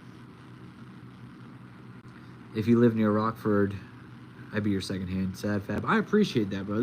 And I do gotta say, I gotta give a lot of credit to folks, because you know I have gone out and there's been people that have offered to help and be a helping hand, you know, here and there and where we're at different places, whatever the case may be. And I very much appreciate that because it, you know, shit, we need all the help we can get. So. Raffle idea, $50 a t-shirt would go over very well. I look, I'm gonna be flat out with you guys. I'm gonna be straight up. We're gonna keep it gangster. We're gonna keep it G. I am not fucking Billy. I cannot sell that many t-shirts to cover a car. As much as I wish that we could, we don't got it like that. At least not right now. We will one day. You know what I mean? What's his face? LS Nasty. Like, we are not LS Nasty. I am not Cletus. Like, we cannot sell that many t-shirts to cover what we need, you know what I mean, to cover giving away a car. So I wish maybe we'll be there one day. You know what I mean? If I keep working hard, if I keep eating my vegetables, all that, whatever. I could eat a Wonka bar too with you. Love watching your videos. Thank you. Cold AC in the back seat. I also think what happens is that when I go live for this long, that people start watching and they're watching from the beginning, so they're commenting on stuff, and we are like we've been live for 90 minutes. So gotta think outside the box. I've spent my life thinking outside the box, my friend. I always think outside the box. I never think inside the box. You can't keep me in a box. You can't hold me down. So oh. All right. But that being said, we have been live for like 90 minutes.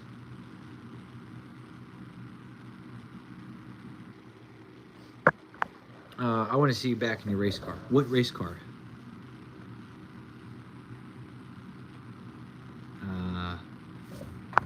Like Nova race car? Camaro race car? Which one? I hate to say it, but some of the channels are turning into a giant commercial. Yeah. What is the Hulk for the first race? I think there was a typo there. Nova? Yeah. So I'll put it to you this way.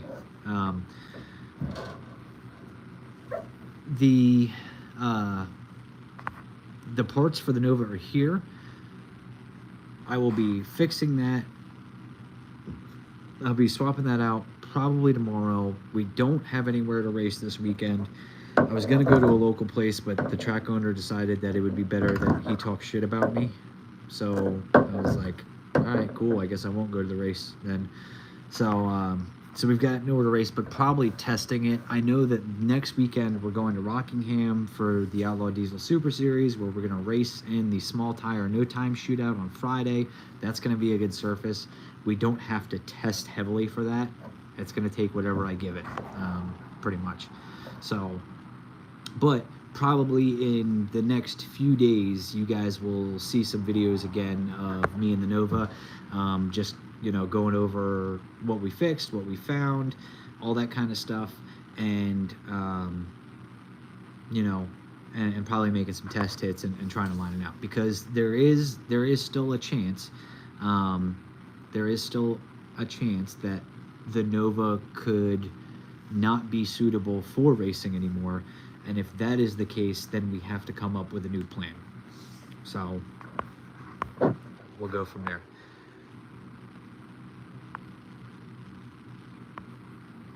Hey, you can afford to do a 100K sub giveaway. I don't have 100K.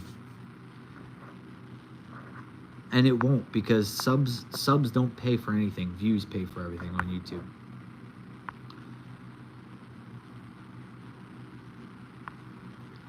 East Coast so drama. Very, very, very, very drama. What went wrong with the twin turbo Camaro? I got tired of fighting that thing. What's funny is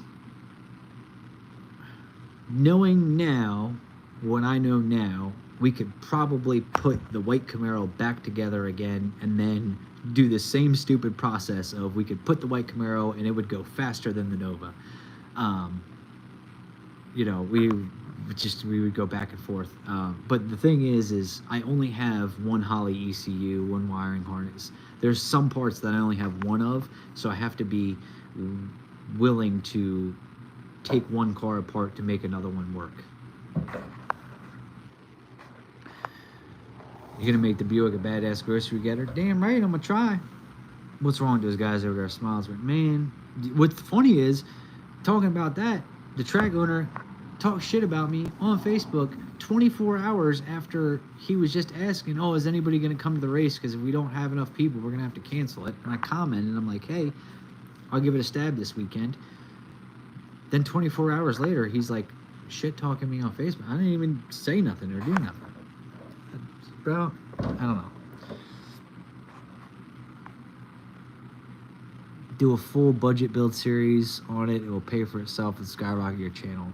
I doubt that. I don't think that it would work that way. When my front engine dragster is finished, I'd like to figure out a way to get you in the seat for a day.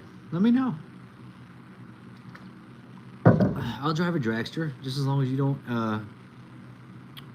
whatchamacallit, just as long as you don't expect me to bracket race it and run it the same time over and over again. LS Nasty don't sell shirts and rely on two. He's got multiple businesses. Right. And I've got a business as well. It's the only reason I could still do any of this stuff.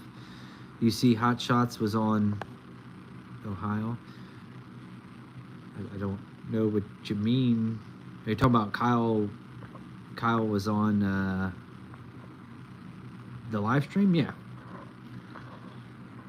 Is an 8.8 rear end good enough to race no prep? I mean, not a stock one, but yes, they are. Damn point. See, Hodge was on the Hard Grudge. Yeah, Kyle. Yep. Yeah. I was watching a little bit on Facebook. But Hot Shots is actually a company that I do work for as well. I was worried you might quit after your crash. No, we ain't quitting. I think part of the thing, I'll be straight up honest with you guys, like with one of the things that happened is after I smacked the wall, I was really pissed off because, number one, I did it to myself. It was, that was my fault. And I even said in the video, like, there's a plethora of my mistakes. I misread the track. I picked the wrong tune-up.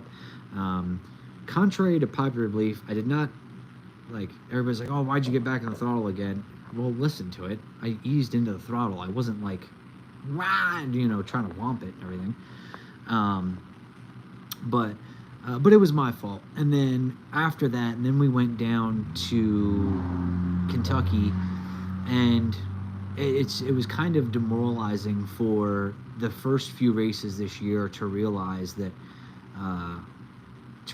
we were still really behind the 8-ball as far as ET. Like, we're going the fastest the car's ever gone. We're doing really well, and we're making progress, and there is still tenths on the table. There is, there still is plenty of progress to be made. But I know that at the end of the day, the maximum potential of this car in its current configuration, right? So, like, not taking it and cutting it up and not doing X, Y, and Z and whatever, like, in its current configuration, can only physically go so fast. It's math. Derek does the math on it all the time, and I verify the math with the pass.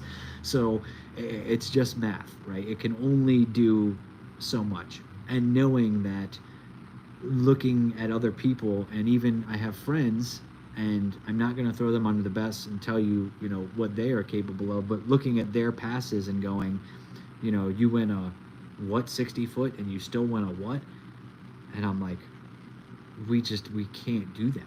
So, it's not necessarily that I wanted to quit, but I'm like, man, like, I had this goal for the Nova, that the Nova would go faster than the Camaro, and I legitimately thought it would take some time. Like, I was anticipating that it was going to take us a little bit to figure it out. I didn't expect 3 weeks into it to already be clicking those passes off, which is amazing. Like, when everything works like it's supposed to,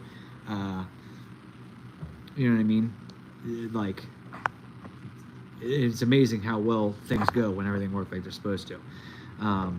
But I know what the limitations are. I know that the amount of power that this motor can make, the amount that the car weighs, can only equal, we can't go any faster than the math. So I'm like, shit, so what do we do? Like, we're not a first round duck anymore. We're a second round duck. Um, you know, and then I smacked the wall, and it's stupid, and I was mad because yeah, I really love the Nova. I really do like this car. So there was some you know, there's some emotional there, and I kind of needed to walk away from it from a moment just to kind of clear my head of the feelings I was having about it. But you know, it is what it is. There's, you know, if I want to win these races, I have to, number one, continue on the same cycle of work that we're on now. Like we gotta keep doing that. We gotta keep going racing. We gotta go early, stay late. You know, make extra test and tunes. We gotta test throughout the week. And then on top of that, like the vehicle has to hold up. We have to not be breaking parts, you know, as much as possible. I mean, shit happens, but like we got to be keeping up with it and everything. And we could make the Nova faster. It's just we have to, like Derek said, we're gonna have to choose our races better, and then that's where things get in a kind of a pickle, right? Because to be honest with you, if the bigger the race we go to, the better the video does. But if I pick and choose races that we would be more competitive at, the video wouldn't do as well. So it's like, you know, and at the end of the day, we are running, you know, I treat this as a business. This is how I like to try to treat it. You know, it's very cool. I get to race. I get to race cars. I get to, you know, I get to have hot rods. I get to do cool shit. But it is still treated as a business at the end of the day.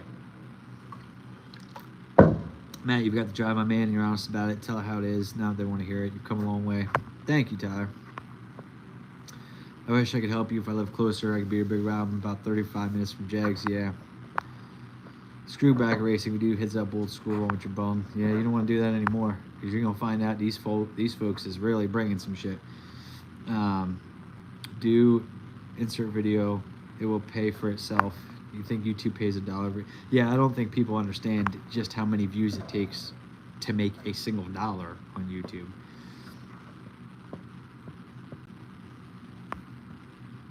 Yeah, exactly what happened. I joined 15 minutes behind the live and just catching up.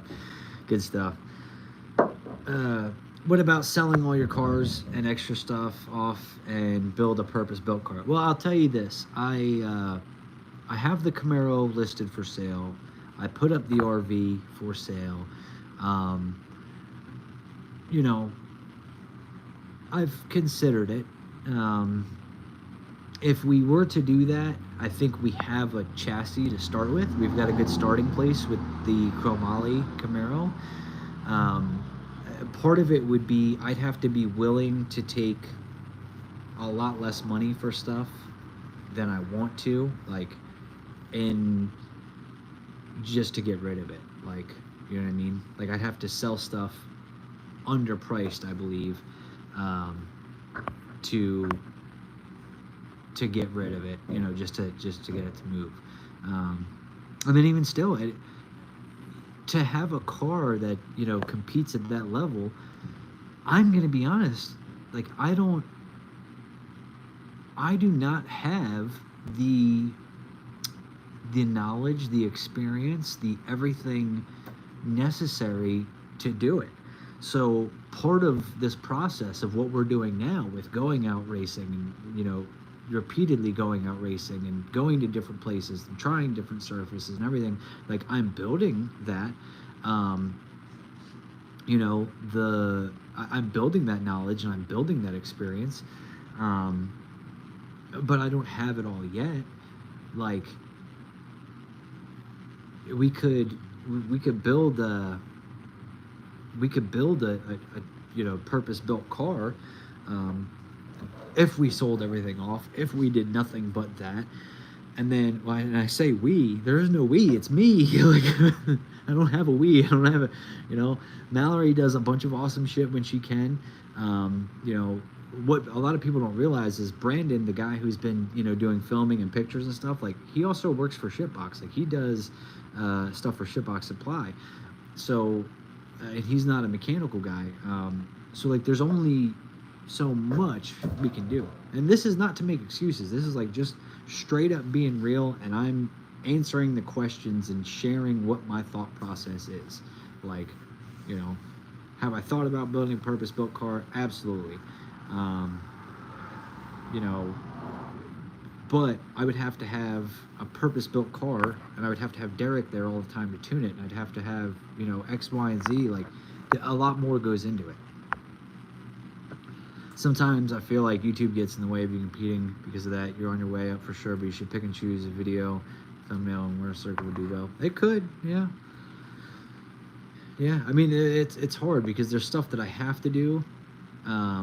You know, there's things that I have to do, and there's places that I have to be, and that kind of stuff. So, yeah, don't get me wrong. I would love to, but here's the other thing too. I can't find them all either. Like, I've tried. I know that there's a million little rinky-dink tracks that are like, hey, we're gonna do a note prep this weekend, and it'll be $100 buy-in, and 16 cars are gonna show up, and I could probably go places like that and go rounds, and I've done it. So, you know, but they're also hard to find because unless I know somebody there, you know what I mean, I'm not seeing that information all across the internet and everything, because it's not a big race that's getting shared everywhere and that kind of stuff. So what do you think about an open no prep or backtrack event? Big tire, small setback motors, 2 chassis, 200 car, new wheels, Christmas tree start? No, I think that's a fucking horrible idea. I don't think that you should ever race big tire against small tire. Like, I think if you want to join a big tire class with your small tire car, go for it. But maybe work with Nick to build a purpose-built car when funding is available. He's great. Absolutely, I would love to work with Nick, but Nick's got his own schedule. He's got his own things. You know what I mean? He's got, you know. But I mean, there's nothing wrong with saying this. I've offered Nick a job. I've said, Nick, like, come work here. You know what I mean? Come work here. And I don't know how I'm gonna make it work, and I don't know the details, but like, let's do something. You know what I mean? Well, we can figure it out, whatever. And he doesn't want to live here where I live, and I don't blame him. You know what I mean? He's free and open and got a choice, and he's like, I want to be closer to racing than where you live. I'm like, cool, yeah. So, you know, that's not to say, like, I've tried some of these things. Some of these suggestions are great, and just because I don't talk about them publicly, like, I have tried some of these things. Build a track in your backyard, I'd love to. What size motor is in the Regal? So based on what we were able to find out, because the rear, on the rear of the block, those casting numbers are gone, but there's like a stamp on the front passenger side behind the alternator, and I think that came up as like an 86 or something, K5, but 350, it's a 350.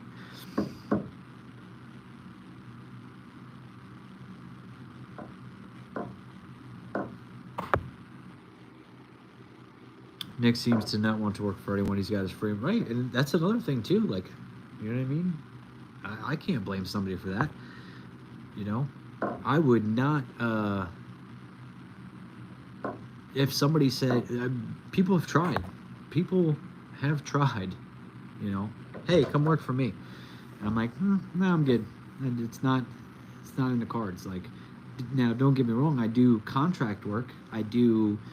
You know, I do work for other people and other companies, but it's at my discretion, I guess, is the best way to put it. You know, at my pace, at my discretion, when I want to, how I want to, kind of stuff. And even times, that's not necessarily always the case. Sometimes I'm like, man, I would rather be doing this, but I got to do this. But, you know, but that's work. Anybody who works would agree. But, yeah, so I can't blame somebody for not wanting to do that, not wanting to do something that I don't want to do myself.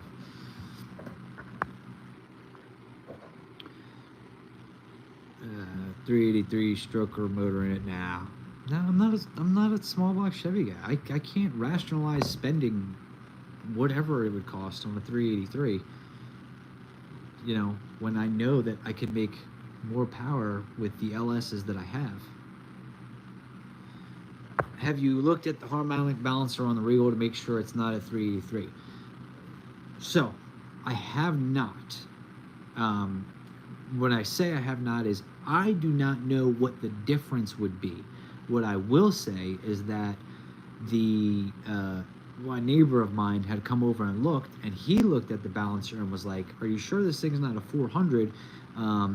Because this is a pretty large balancer that, you know," he's like, "It might be a 400. Like, this is a," he seemed to believe that it was a 400 balancer. We couldn't verify that, you know what I mean? I did not know that to be the truth. But it is possible. It is possible that it is I guess it could be, you know what I mean? It could be a 383.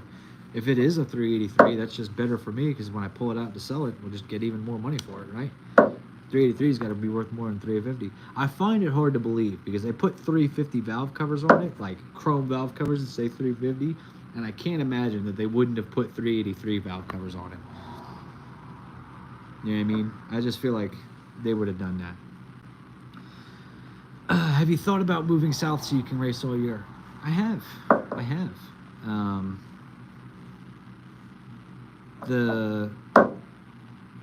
Google, it's amazing.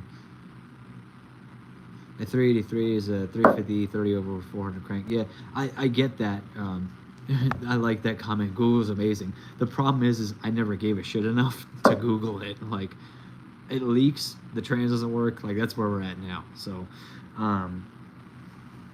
I haven't given enough of a shit about it to Google it.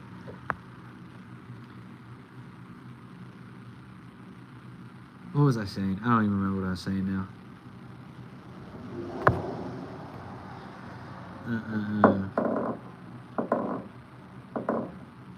Andrew, what's up? Sound damn good. I might have a 383 or 400. That looks like a good motor. Why pull it? Put a transit in, run it, and take care of it. Well, number one, because I don't like carbureted small blocks. That's not my thing. They were making that 383 a sleeper with the 350 valve covers. I feel like my man, whoever bought the Dragon floor mats and the 350 valve covers, like, they probably would want you to know that it was a 383 if they knew it was a 383. I could be wrong, but, you know. But no, it's not my thing. Like, I will say this, if it's a 383, I mean, even still, it's an iron-headed 383. Like, it's, I don't know. It doesn't do it for me. But it's not good. See, that's the thing, is it's not good. It's leaking oil every frickin' where. And probably from either a rear main or an oil pan gasket. And if it's either one of those things, it has to come out to be fixed. And if I pull that thing out, I am not shoving it back in there. I will put it on a stand. For the hell of it, I'll put some gaskets, some fresh gaskets on the stand just to get more money for it when I sell it. So, and then I'll go right in it with an LS, because that's just me, and that's what I like to do, and that's what I have the most parts of. That's the other thing. Like, if I had, you know, if I started racing cars and building cars and everything, and like my, you know what I mean, my thought was, oh, well, we're gonna do it with 350s or small block Chevys or whatever, and I had all these parts laying around, and, you know, I'm staring right now, there's an engine block, there's a box with rockers, push rods, factory and aftermarket, there's ignition coils, I've got multiple sets of ignition coils, there's motor mounts, there's header flanges, there's belts, I've got so much of this shit already that I don't want to take on a new motor platform. You know, the only motor platform that I'd be willing to take on would be the big block Chevy, because there's an exchange there. We're gonna make a lot more power at the big block Chevy.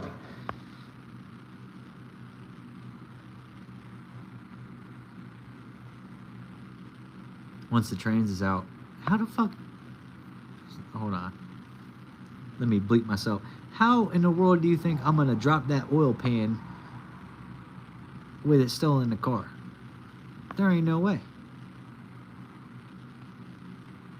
I could be wrong. I haven't looked that far into it, but I'm pretty sure you cannot pull a Chevy oil pan out of any of those cars with it still installed.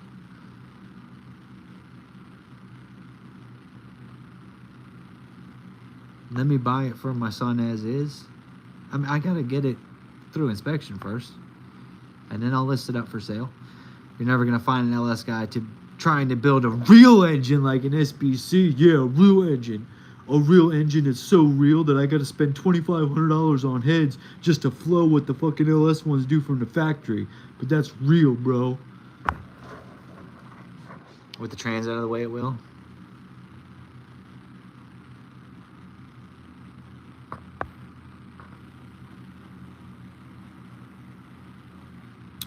Okay, well, with the trans, I mean, maybe, or I see what you're saying. With the trans out of the way, I can drop the pan down far enough to get to the rear main. Is I think what you're getting at here. I see what you're saying. Would you build an LS engine for somebody? I just don't have time with work. Let me know. Probably not. Just because, like, talking about the motor, bro. Probably not, just because, like, I mean, what do you want me to do to build it? Like, we don't, I don't have a machine, we ain't machining nothing. I don't have a machine shop that I can count on here locally to get things done quickly and everything else. So just, it wouldn't make sense. Like, I throw my shit together because it's my shit and it is what it is. But I drop many oil pans in a car. And a G-body? I don't think you can. I think the cross member there, like, it's too... I don't think you can. I could be wrong. You know what I mean? Play as F up. But,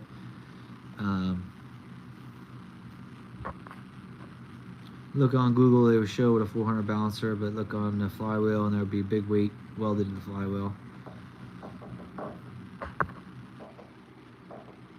I just want to buy a motor as is. Okay, well, when I'm done with it, I'll list it for sale. Do a GoFundMe. No, we ain't doing no GoFundMe. Look, I got some little things going on.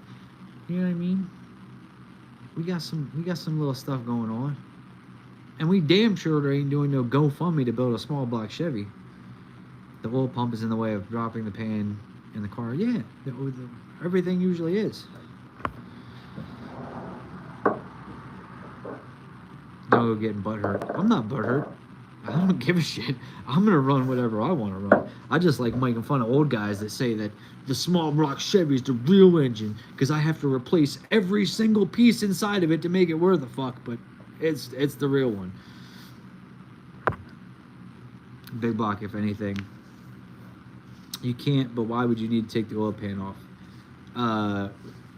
Talking about rear main. So, well, I guess it depends on how the rear main goes in. Them feet picks. What would you do on an LS? Low budget? Stick a cam in it, stick an oil pump on it, stick some head gaskets, head studs,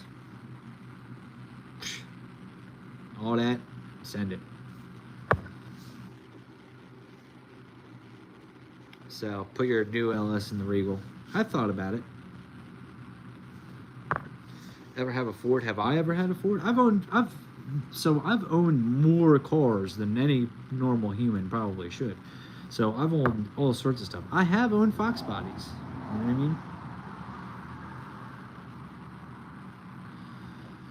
I mean? Duramax and Regal. Yeah. I do want a diesel swapped something just because, mainly because I do so much work with Hot Shot Secret and they're very heavy into the diesel world, and I know, like, all those diesel drag racers, I know all of them. You know what I mean? Like, Ryan Milliken is a friend. We text obscenities to each other's. You know, the guys at Fire Punk, great dudes, super awesome guys. Like, all of those, you know, all those diesel racers, like, you know what I mean? I know a bunch of them, so it would be cool to have a diesel swapped something. Buick Regal, though, I don't know that would be the winner. Oh, okay, you have to pull the motor and take the rear main off to replace the seal. No, you have to, well, no, you don't have to unless you still do it from the backside or whatever. I bought a vacation home in Bradenton, Florida, so I can race in the winters, but I'm semi-retired. Is living in the South an option for you? It is. Moving is an option, but it would have to make sense. Like, getting maybe a little too personal, but like, I own my house, and I don't know that I could own another house right now. Like, the things would have to be right. Hello from Houston, Texas. I'll give it to you though, small blocks are a lot of money. I've had a lot of cutties. Injectors be the timers in the cold roller. Have you made a name for the Regal yet? So we've been calling the Regal some stuff, but I don't know that we can actually use that as a name. I don't know that it will work. You know what I mean? You know, sexual chocolate, you know, has been thrown around a little bit. There's been some things thrown around, but we don't have an actual name for it yet. I have a 383 crank, forged 383 crank, forged full 400 rotating assembly, just no blocks, 350 blocks instead of aluminum, blah, blah, blah. So, right, so old school budget racing, so like same scenario, where I have multiple different styles of LS heads, and I have blocks, and I have this and that. Like, you have all of that SBC stuff. Diesel powered Regal with some spinners and DNRs. Yeah, I was looking at some 24s.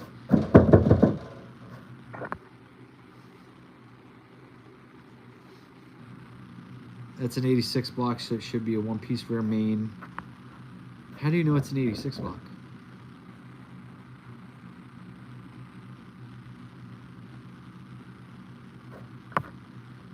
Morbius, I don't know, that ain't the one.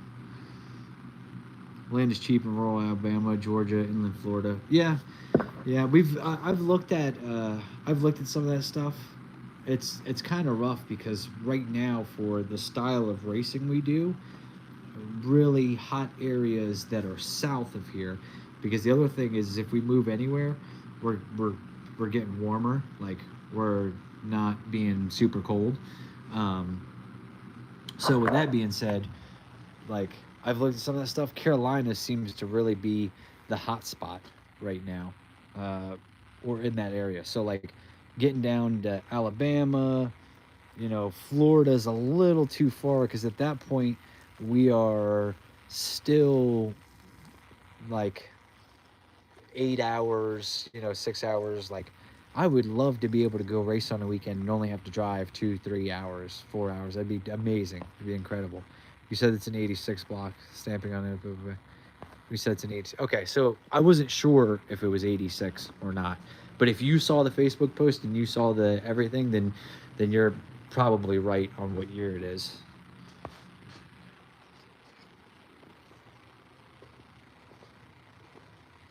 Ed C can't make up its mind. It's supposed to be out of cold. It's true. Can I turn flash on? Ugh. Let's see. Can we see it? Ugh.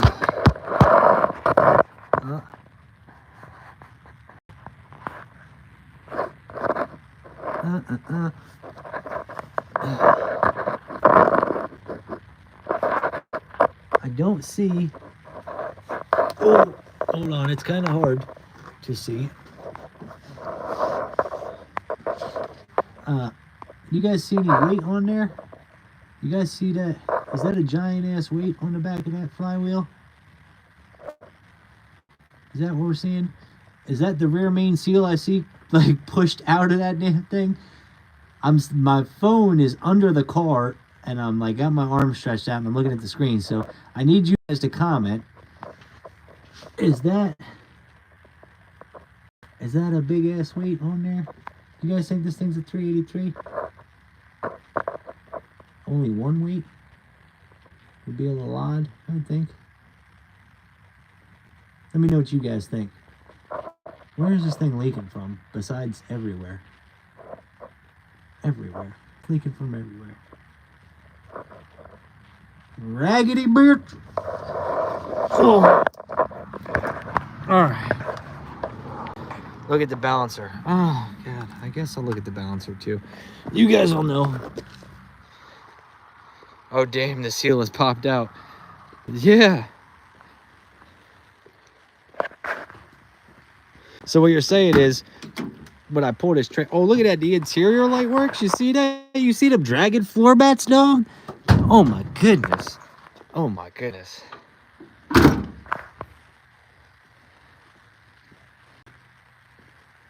Call it the gutless. This thing sounds pretty gutless. It does have a tag on there that says it's got a limited slip rear. Ugh. Damn it. All right, hold on. I gotta put the phone down so that way I can get this. Hold on. So I can get my hood prop action going here.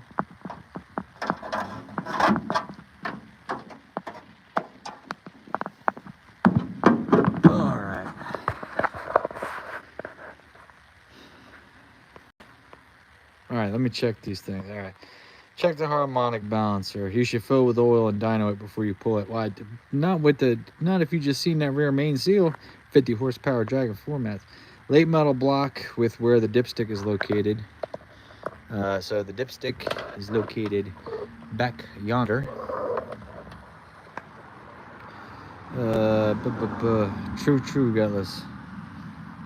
She's some sort of something. Yeah, that's a pile of... So what are we looking for on this balancer here, guys? You tell me. Other than the abnormally large size of it. Hold on, can I focus this thing?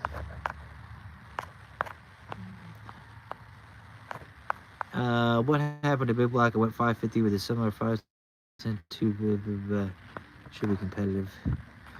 How do I shut these comments off so I can freaking focus this camera? There's the balancer. A long notch. I don't see no long notch. I see all the way around the damn thing, but let's go over on this side. Cutout. What kind of cutout are we talking about?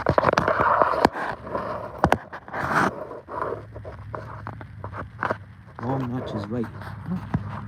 I don't see. Oh, honestly, I think it'd be a little easier to see from underneath.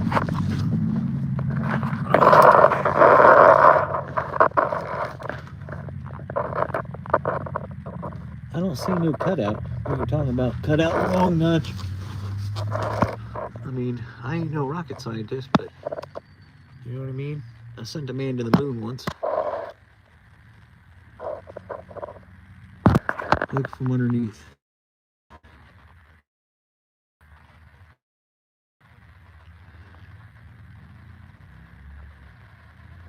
Is there a video? No, there's no videos on the rear because I got the rear from a buddy and I just put it in the car. So we never did anything. So what am I looking at here, guys? Besides that, look at all this oil. This oil's everywhere. It's a damn mess under here. They got some. Is that some ARP bolts on the timing cover there? Phew. Huh. 350 balancer. Well, that sucks. Work on your camera skills. How about you go buy a goat?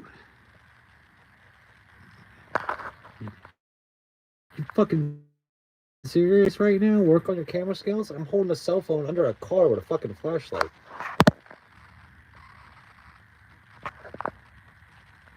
That's fixable. Well, I mean, obviously, oil leaks are always fixable. But, all right, so if we, now I gotta get, see, I'm gonna get my head out from under my zip tied thing. I didn't know it was zip tied, but now I know the zip ties are holding it together.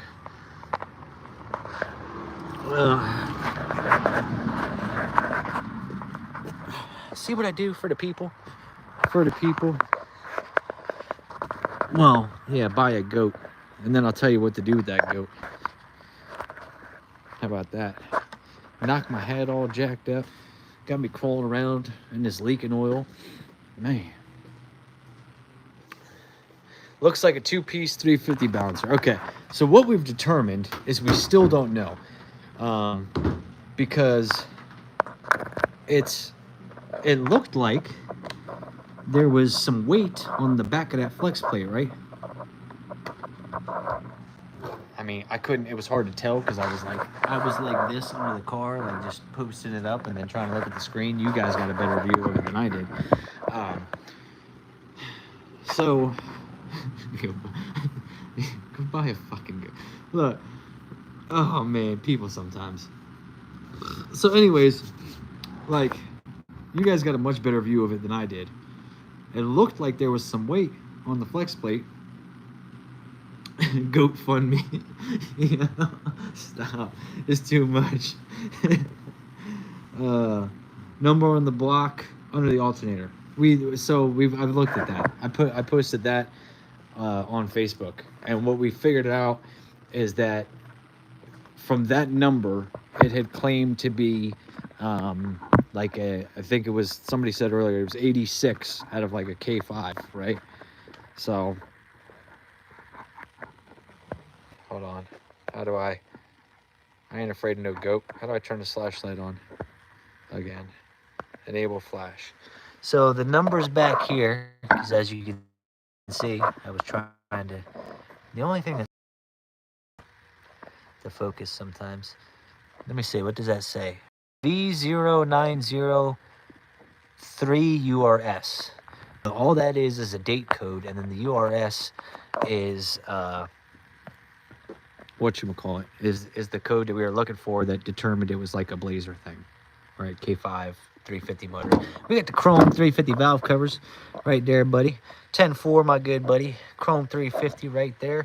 We've got a flex plate with some weight on it, and we've got a 350 balancer. So one or two parts of this equation are incorrect.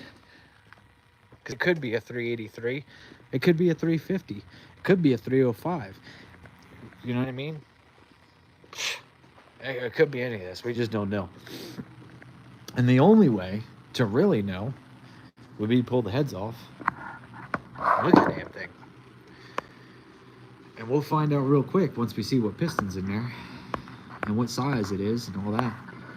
How do I get back to the comments? There we go.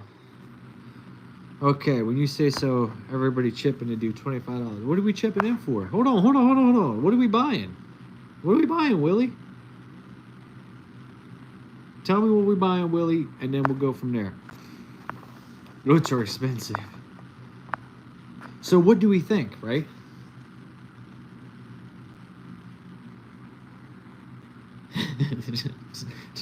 To buy, because honestly, what I wanted to say, I did not say.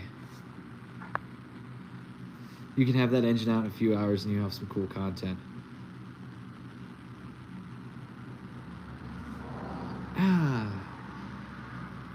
For what, though? I mean, yeah, it doesn't take super long to pull the engine out because it's, you know what I mean, just a small block. So there's not a whole lot connected to it. But I don't feel like taking it out, to take it apart, to buy new head gaskets, to put it back together again, like, Help with the motor. What do we need help with? I'm calling it right now. It's a cocaine hopping 355. It probably is. LS that baby. Yep. We'll have the same amount of oil leaks, but way more horsepower. 5.7 4-bolt main. Is that the final answer, Patrick? I think it's worth raising the motor up and fix the oil leaks, put a power glide and run it. Well, we have another trans. So I was wrong the other day. I was wrong the other day when I said we didn't have any transmissions because I forgot that we have the one out of the El Camino, and I don't know that anything was wrong with it.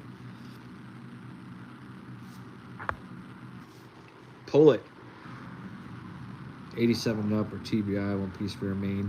See, that's the other problem is that, like, whereas I know a bunch of the LS stuff, like I know what parts I need for what, and blah blah blah blah blah.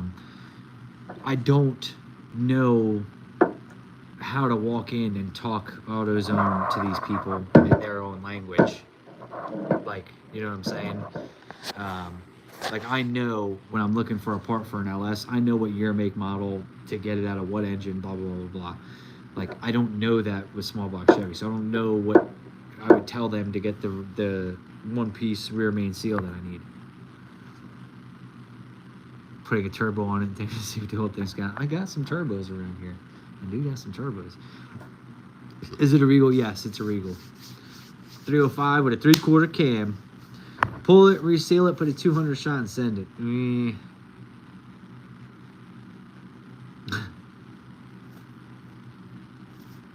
Yeah, well, Kai Kelly's new NPK car don't got shit on my Buick Regal. I got 2 front seats and a back seat and crocodile leather. What's up? Tell Kai Kelly I said what's up. Does he have crocodile leather? Just jam the tack through the dash. Look, Dave, don't even get me started on that, because that whole dash is really, really nice. It is a really, really nice dash. And they took 2 wood screws and stuck it right through the side of that frickin' thing to put the tack up. And I'm like, bruh. Really, really nice dash. Like, a lot of the interior is very, very, very nice. And then some asshole jams some screws. I would fix the oil leaks and put an NX plate on it and spray that thing. Hold on. Hold on. You mean like that? Or like these 15-pound bottles? Oh, I think I got, oh, look, here. I got another one too. I got a 10-pounder. We got them. We got the stuff to do it, but you guys are killing me. Check the compression. It will tell you a lot. Kai don't have no dragon floor mats. Damn right, Ty. Tell him. I called him straight out. I said, Kai Kelly, you ain't got no dragon floor mats. You ain't shit. That's what I said. I mean, what else are wood screws for? Definitely not wood, obviously. Could have done the old school hose. Right. Hold on. Old school hose clamp trick. Like, you mean like what's in the Nova? Right. But my man had this wood screw straight through the dash like an asshole. The whole inside is nice. Motor wheel help be killing us. Is that big block or LS plate? It's, the plate isn't LS specific. It's underneath the carb. So that's a 4150, and I do have the big block plate too. But I have the big boy plates for both big block and like 4150 style, small block shit. Like, I got they're the big ones with the big solenoids that can spray, 600, whatever. You're not an OG without the hose clamp. Tell him, Ty. I need something to drink. I'm thirsty. I've been talking. There's like 170 people. What the hell are you guys doing? What are 170 of you doing? Number one, that you're sitting here watching me just talking to a camera. Number two, that only like 4 of you are commenting. Like, what's everybody doing? What day is today? Today Wednesday? What are you all doing on a Wednesday? This is the best entertainment you got. I feel bad for you guys. You're not a G without the hose clamp. Not going to bed for work. Damn right. 5. We're just trying to help. No, I'm messing with you guys. I appreciate it. Let us fans send you parts to build it, Matt. It's excellent content. mean, chat pit crew. I do like the chat pit crew. I watch you all the time trying to help you build that damn motor.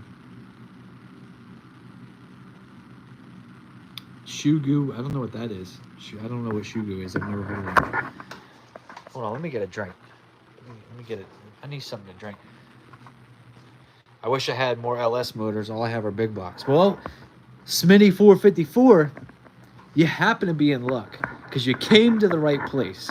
Because if you need LS motors, we got them. Oh, hold on. I was trying to flip the camera. Bam! 4.8. Maybe sat at the bottom of the ocean a little while. Not a big deal. Everybody knows a junkyard LS can do what it do. Bam! That one, well, actually, that one, the cam bearing, yeah, and the cam won't come out now. So we're not good on that one. But then this one, hold on, if we can see it. Bam! This one, aluminum, Texas Speed, 331. Oh, yeah. Gangster. Gangster. We got those. I got if you guys like small block Chevys, you better show up to my house pretty freaking quick because I have got the holy grail. Hold on. Let me show you. You guys are going to love this. I mean, it's going to blow your mind. I don't think you're ready for it.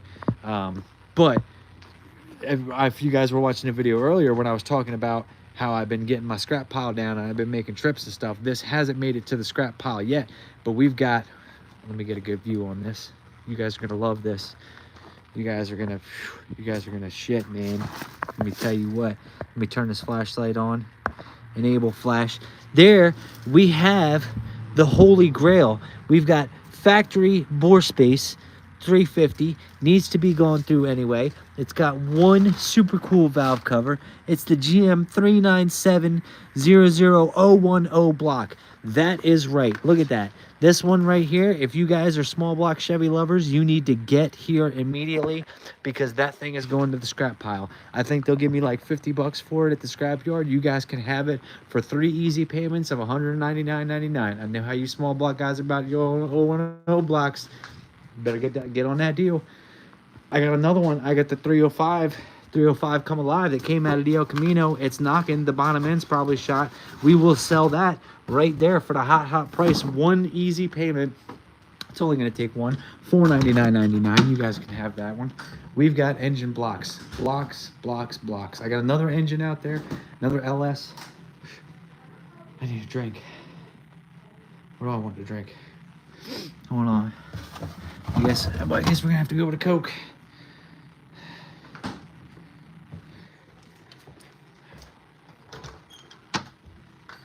We're back at it. Oh, door caught me. Let me see here. When you coming to the 405? When I get something fucking fast enough. True story. No, I do want to. So Derek Slower Than You is down in Texas, and actually Brad, my boy from Snake Eater Performance, is down in Texas. So I have this grand plan that one day when I finally have a car worth racing on the street in Texas, that I will go down to Texas, I'll go down to the 405, I'll make a nice big trip out of it. But it's gonna be like a 2-3 week long thing, super expensive. So I got to plan for it and plan for it properly. I need a 6.0. Smitty 454, you are in luck, because if you call the machine shop to where I drop my 6.0 off, I will let you have it. You can have it for whatever the bill over there is. And it's probably nothing, because they probably haven't touched it yet. So if you call them, you can go pick up my 6.0 and it can be yours, because I dropped it off in December and I've called a couple times, still wasn't even washed yet. They hadn't even washed it. So you can have it for probably nothing, because they probably haven't touched it. I don't think they're going to charge a storage fee. I needed 2 colors for 3055 Power Glide. Had a 150 shot, ran 1220s front street car. Where we're at, I like that. I mean, I'm kind of against the... I don't know.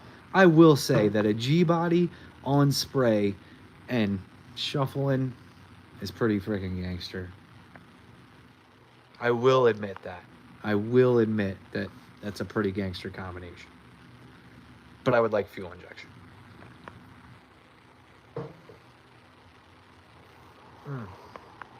The Regal will be like the Nova. He's going to build it 466 times and still not finish it and buy 19 other cars in the process. Hey, dumb fuck. The Nova is finished. The Nova has had multiple combinations. It's gone faster every time and made improvements every time. So, another one. Go buy a goat. How about that?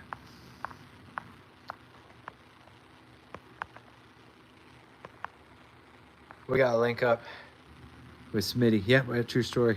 The valve covers in one piece remain of the bolts in the center of the valve covers. Oh boy. Just late model 350. We'll pull the trans, no need to pull the oil pan. All right, well, somebody tell me what the part number is for the one piece rear main seal. So when I pull the trans out of this thing, we could try to slap a rear main in it and try to stop it from leaking a little bit. Willie says get back to the Regal in that motor. I don't know why, Willie. I'm going to be quite honest with you. It's kind of probably half a piece of shit. It's got more oil on the outside of it than it does the inside. It does run, so we got that going. I did start it up earlier just for a brief second, just to make sure.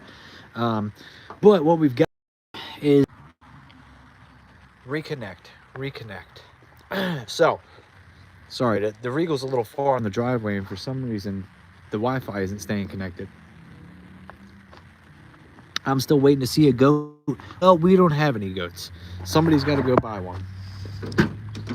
Here's what I'm going to tell you right here, right? So that carburetor right there, that $2,000 carburetor could be yours if you've got the money, if you've got the budget. You can have it. I don't want it anyway. I want fuel injection. If I had an easy way to put fuel injection on a small block Chevy, I might consider keeping one, but I do not. It's going to cost so much money that it's just worth it to LS swap the damn thing. Here we go. Oh. Hold on, we're stuck. Why are we stuck? Because you gotta. There we go.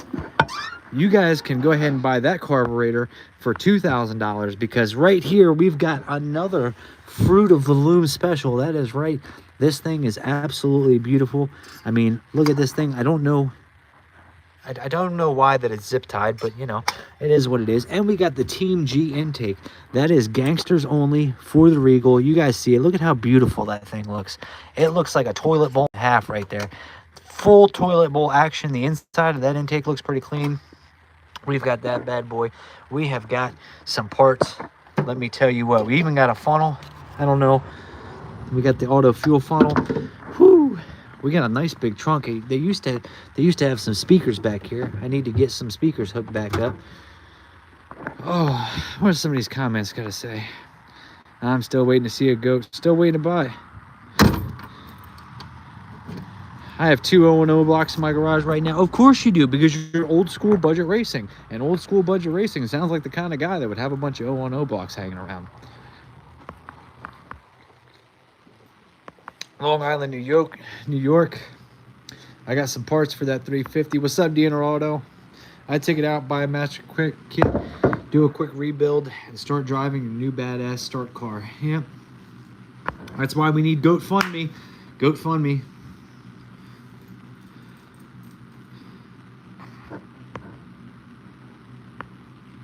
Everybody will help. Tony Bynes got a hell of a Regal. You can do the same thing. No carb, we're buying boats. We don't got carb money, we're buying goats. Run that 350 and spray it till it blows up, then do the LS swap. I don't think so. Because I'm pretty sure that if I pulled that thing, call me wrong, right? You guys are more the experts than I am. But that 350 intake to pan, right? Intake to pan. Carb is separate. We already know that carb is worth $2,000. So intake to pan. Intake to pan, I think that 350 right there could be a 383. It's a surprise. Nobody knows. Excuse me. I think it could be worth $1,200 to $1,400.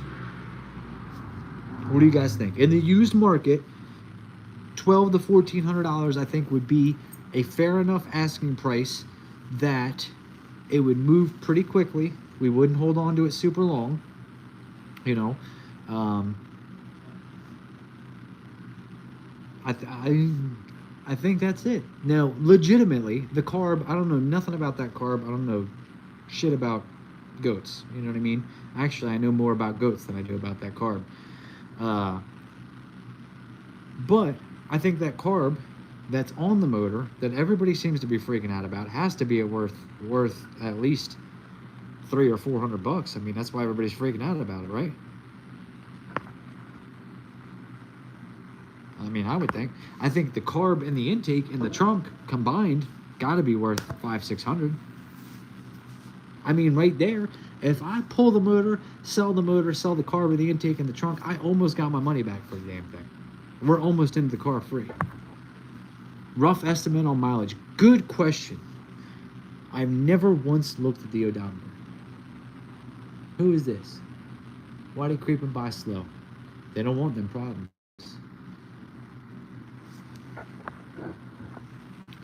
I do not know the mileage because number one, never looked at the odometer. Number two, that's not the motor that came in the car, so we have no way of knowing how many miles it has on it anyway.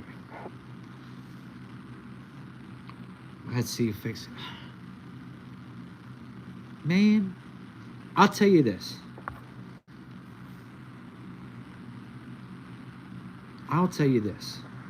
Ida, go buy a goat. Here we go. Bam, problem solved. If videos of me rebuilding a small block Chevy and fumbling my way through it, because I damn sure don't know those motors, can get like 25,000-30,000 views, I'll rebuild a small block Chevy. How much for that big block that you had? Not for sale.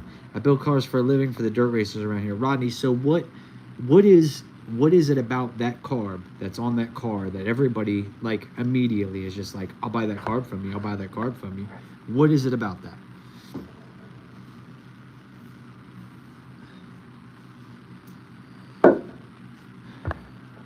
What's the quickest you have been in anything in 8th mile? 5 seconds. It's in the 5s. I'm not going to give you an exact because we still catch some fools slipping right now. A lot of people think your boy can't even run 6s. So someone spent a lot of money on that car one time. That may be a sweet SBC. I'm with you. I think that it is possible that somebody did, care for that motor, care for that car, and they may have some money in it. We should pull a valve cover. And just look. What would we find? Let's think about this. What would we learn by pulling a valve cover? We would see, does it have push rods? Does it have rockers? You know what I mean? Does it got some roller tip rock? Does it got the Scorpion 1.7s? Does it have the Scorpion 1.7s on it? That's what we need to know. No choke tower. It's been worked on, Matt. So that carb has been worked on, is what you're telling me? All right, I ain't mad at it. The look small blocks, at least in North Carolina stuff, seen for 700s factory Vortec intake carb, roughly 1,500. Yeah, so I don't think I'm far off. I mean, we could pull an easy stack. We could pull $1,000 out of that. Take a peek. If you can find the part number, I'll look. Boom, we'll take a look. Part number on heads. I have not seen. Where would I find the part number on the heads? Let's start there. You got too much LS junk to not put one in. True story. I got too much of that shit. It's probably a money maker. All right, here's the thing. I'm willing to go pull the valve covers. I'm willing to go pull the valve covers, but what we got to do is I got to push the car back because over there, for some reason, the internet's not working. Like every time I try to go to the front of the car, it's like cutting the internet out. It's cutting the live stream out. So let me push the car back. We'll pull a valve cover. We'll take a peek. We'll learn. It'll be a thing. I'll learn with you guys. You guys will learn with me. We'll find out together. This is the start of our relationship. This is how you build the relationship. You experience things together. You know what I mean? Heads under the valve cover. So we got to put a valve cover anyway. You know what I mean? If we want to find out what kind of heads are there. So let's go put a valve covers. The head will be okay. So hold on, we gotta move this thing. So what I'm gonna do is I'm gonna put the camera down right here, right? And I'm gonna reverse works. It does, But I'm gonna put the camera right here, and you guys can watch me put it back. All right, so we don't cut it out. Good night, my friend from Puerto Rico. Thank you, Raul. Communication is key to success. Damn right, we're learning.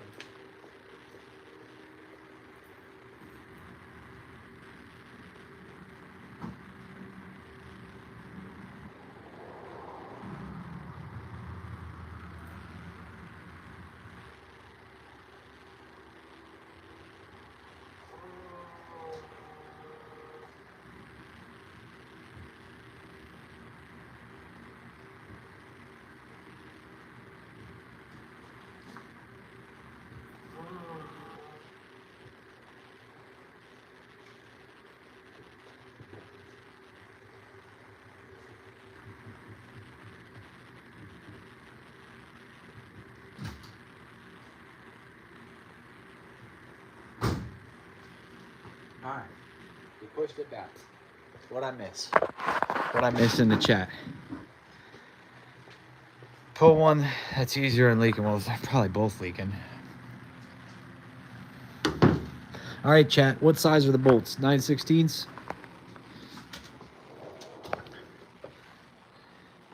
No, 9/16 is going to be too big. They're probably 7/16, right? Probably. If I had to guess. I'm not a small block Chevy man, but if I had to guess, they looking like a 7/16 to me. 7/16 or 3/8. All right, so we'll bring them both. We'll bring them both. And we'll bring the 3/8 too, just in case. Bump, bump, bump. So we got that. We need this. We need the phone stand so I can have hands and have the phone shining the light where we need it.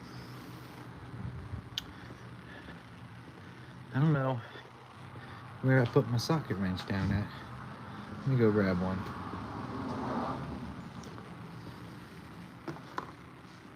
We'll have to use the old ghetto one, but could be 7/16. All right, we're good. 7/16 or 3/8. Either way, I think we'll be all right.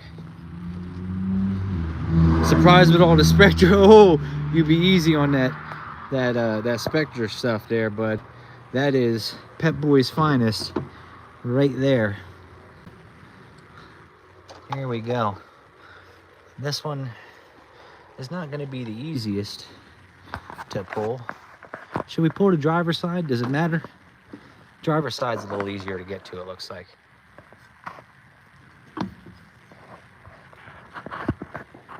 Dang, late model using 10mm. 350, look at that. I know you guys like that 350.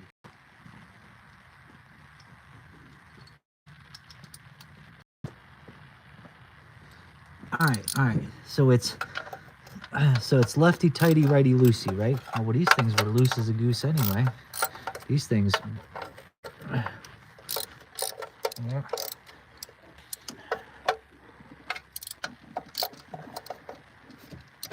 Oh, damn. All right. Plug wire doesn't look connected all the way. Which one? Yeah, none of them do. Oh, this one damn sure doesn't. Good look. Good spot. I never even saw that. You right, though. That's why it sounded like it had a cam, ain't it?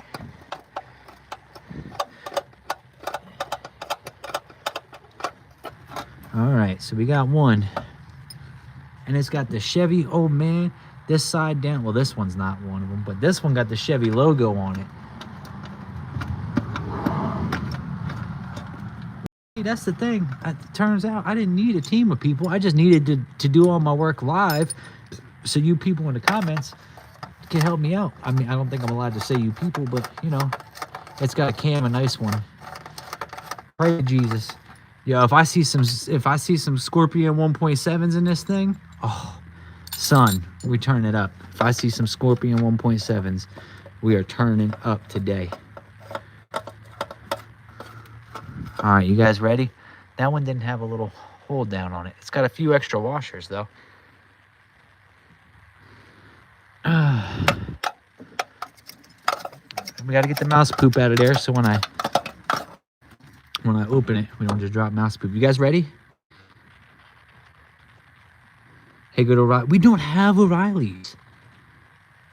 We don't have an O'Reilly's in Delaware. Well, maybe not in Delaware, but maybe in Delaware, but nowhere in Dover.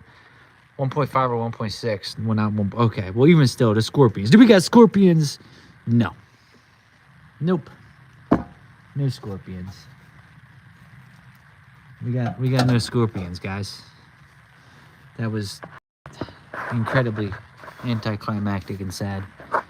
They painted the side of the heads though, so you know what I mean? That's cool, I guess. All right. Stock rockers. Is this the part number you guys were looking for?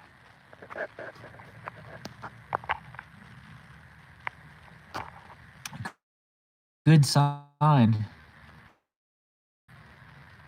Guide plates, screw-in studs. Okay. Oh, okay. That's it. Is that the part number you guys are looking for? Somebody Google that and get back to me. Yeah, read it out. Okay, so I see 3932441 A39.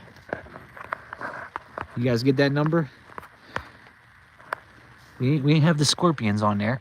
But I was wondering, and this is why I don't say nothing, because like I don't know these things. Like the guide plates, I was like, that doesn't look like some stock small block Chevy shit, but old 441 old school. Okay, so what is 441? I mean, is that good? Are we, you know what I mean? What do we know? I don't know nothing. So what do you guys know? Any loose? That one's got pressure on it. That one's a little too loose. That one and that one. Those three.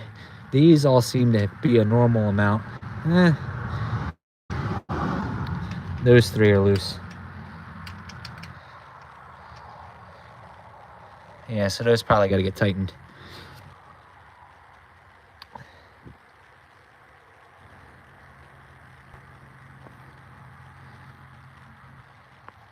But they piss everywhere.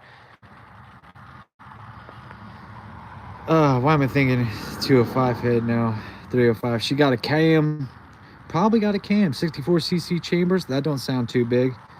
Came on 350 and 400 motors. There has been work done to these heads of the put screw-in studs and guide plates. Apparently those are kind of hard to find. What, those heads are hard to find? You know why? Because we got them, boy. We got them, boys. We got them. Come on. I mean, hold on. It will flash. 441 or 76cc chambers, but are a good flowing stock head. Yes, old school. Okay, so what you guys are saying is that this is likely an school kind of hot rod build. You know, obviously the studs, the guide plates. I don't know. Those rockers look, or not the rockers, but the push rods don't look special. They look kind of stock. But look on the front, see the rays. What do you mean?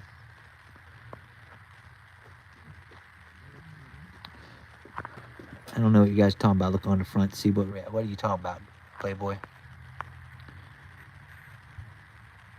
I wouldn't waste your money on them set of aluminum heads. Absolutely not. Absolutely, positively not. The second that this thing requires a set of $2,000 aluminum heads, immediately go to LS where they came with it from the factory, and we don't have these issues. Throw that on there. That looks like it's been on there a while. Yep, should go back into place nice and easy like. And we are gonna have to tighten some rockers there. I think some of them are just a smidge too loose. Just a smidge. Which side is?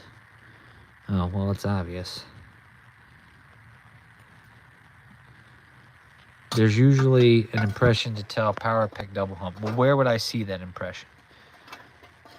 It says this side down, but this thing is bent like it's been put on the other way. No, you can't. Whoever said you can You can look behind the driver's side head. Absolutely. You should be able to. But for some reason, well, let me see if I can give her the comments. It doesn't exist. It's not there anymore. Don't ask me why. I think somebody shaved it off. It doesn't make any sense because they damn sure don't exist there anymore where they should be. Well, we got to put this one here so we can put the one that says Chevy up front.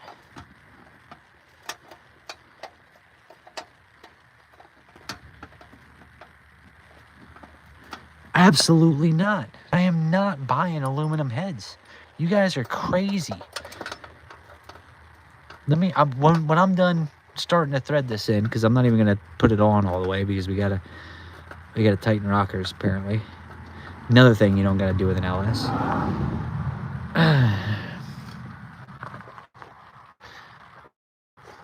I don't know what you guys are looking for on the heads, but there's the head.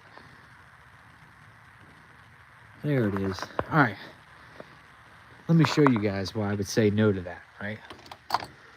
First of all, where are my tools? I can't be leaving them out here. I need my tools. Oh, I put it back in my... No. See? Damn it. This is why I hate working in the dark. Now I can't even find my stuff. Oh, there it is. There's that. I need that.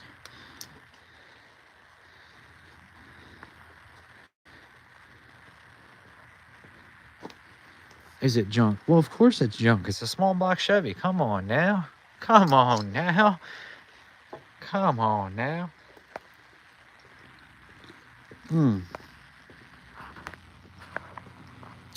All right.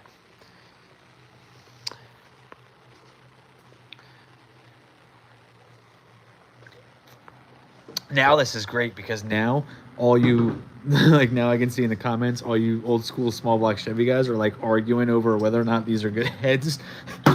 And honestly, I don't even care. They're steel, so they can't be that good.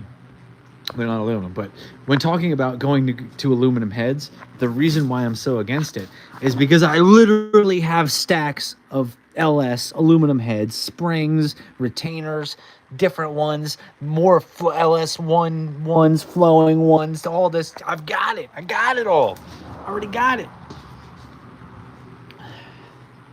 So unless you're driving here with a truck bed full of hopped up, goats in the back, and it's ready to rock, and you guys have all the SBC knowledge, and we're ready to pull this thing out and rebuild it and throw it back in here in a day. We probably could do it in a day.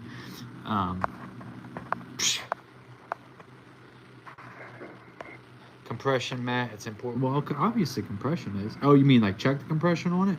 Yeah, man, we could do that.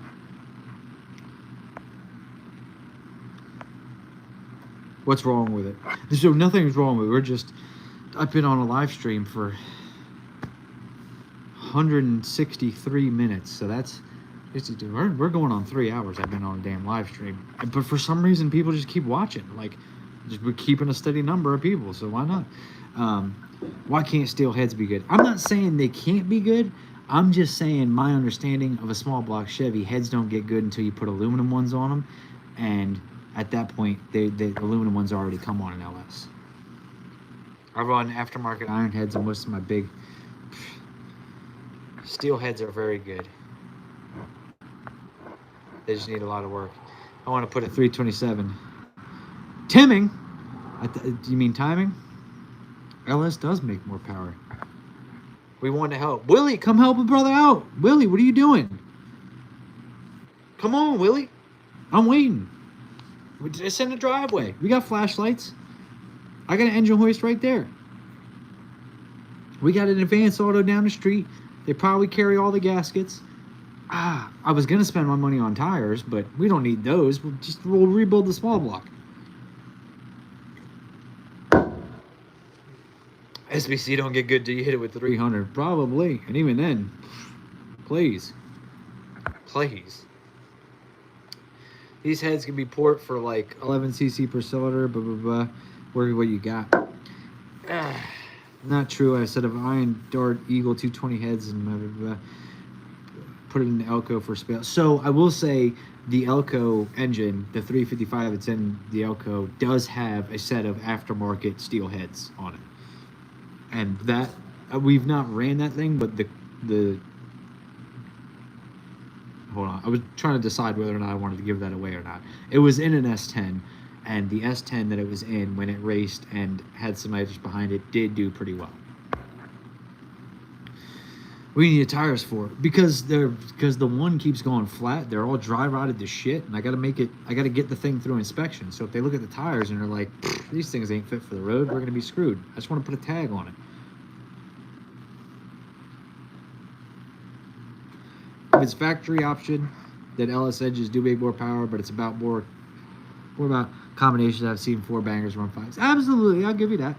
I'll give you that. Find a TH350 yet? So we don't need a TH350. I have the trans that came out of the El Camino, and I spoke wrong in the video the other day, where I said we didn't have any transmissions, because we have that one, and I remembered, wait a minute, I drove it. It did move. You know what I mean? It did move under its own power. It was just knocking its ass off. I was being facetious. First of all, hot mess, okay? Half the people in this chat don't even know what facetious means, let alone how to pronounce it. You're lucky I even knew what that word was. Never mind. I've got a GED. I was going to say I got a high school education, but I left early to join the Army, and I took the GED test and scored in like the 97th percentile of the country, but that's a whole other story for another time. So no car was ever fast until 2002 when LS engine came out. Is that what you're saying? Everything was junk? Car guy, actually, cars weren't fast until 1997, because that was the introduction of the LS1, both in the Corvette and in the Camaro. So it was 97. They were all slow before that. That's what I'm saying. I'm just getting people riled up now. We're about the motor. We'll get the tires later. Damn right. It's going to sound freaking awesome in the driveway. Just thumping. You can't go nowhere with it, but it'll sound good in the driveway. When you be back at Edgewater? Actually, hot mess. I was thinking, I saw the thing that they just posted, and they had a 590 index, and the Edgewater has a really, really good. I'm not sure if that race was Friday night or Saturday, but they've got a really, really good Friday night program, man. They always, get racers. They've always got spectators there. They've got a freaking awesome program. I am envious of anybody that can go to Edgewater. Like, we do not have that here locally. Like, our local tracks, we do not have that kind of a program here locally. And it's a shame, because I would love to. So to answer the question, when will I be back at Edgewater? I'm not sure. It's not going to be next weekend, because I got to go do the Outlaw Diesel Super Series and the small tire no time stuff at that race and everything,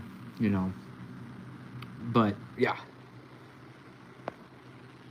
Well, why isn't it in there then? Pat, how about this, Pat? How about you get over here and help me get this thing high enough in the air and jacked up so I could drop it in the driveway and make it happen? How about that? That's why it's not in yet. Dang. The reason it's not in yet is because Mallory's been working on the car, and I can't be working on the car and Mallory working on the car at the same time. We'd be bumping into each other. It would cause problems. So there's never been a fast car before 1997. Not that I'm aware of. Prove me wrong. Rodney, have a good night, Rodney. Track was scary the track. So the thing that everybody gets, like, you know what I mean, the issue that we have is, or the issue that I had, like, everybody was shit talking about how I put it in the wall, but nobody watched the video and saw 96% of the cars that went down the track lose traction and be all over the place and have issues. You know what I mean? Like, the track surface sucked. We all overestimated the surface. We all picked the wrong tune-up. We all pedaled, let out of it, drove it way more than we should have. I mean, there was very few people who did not.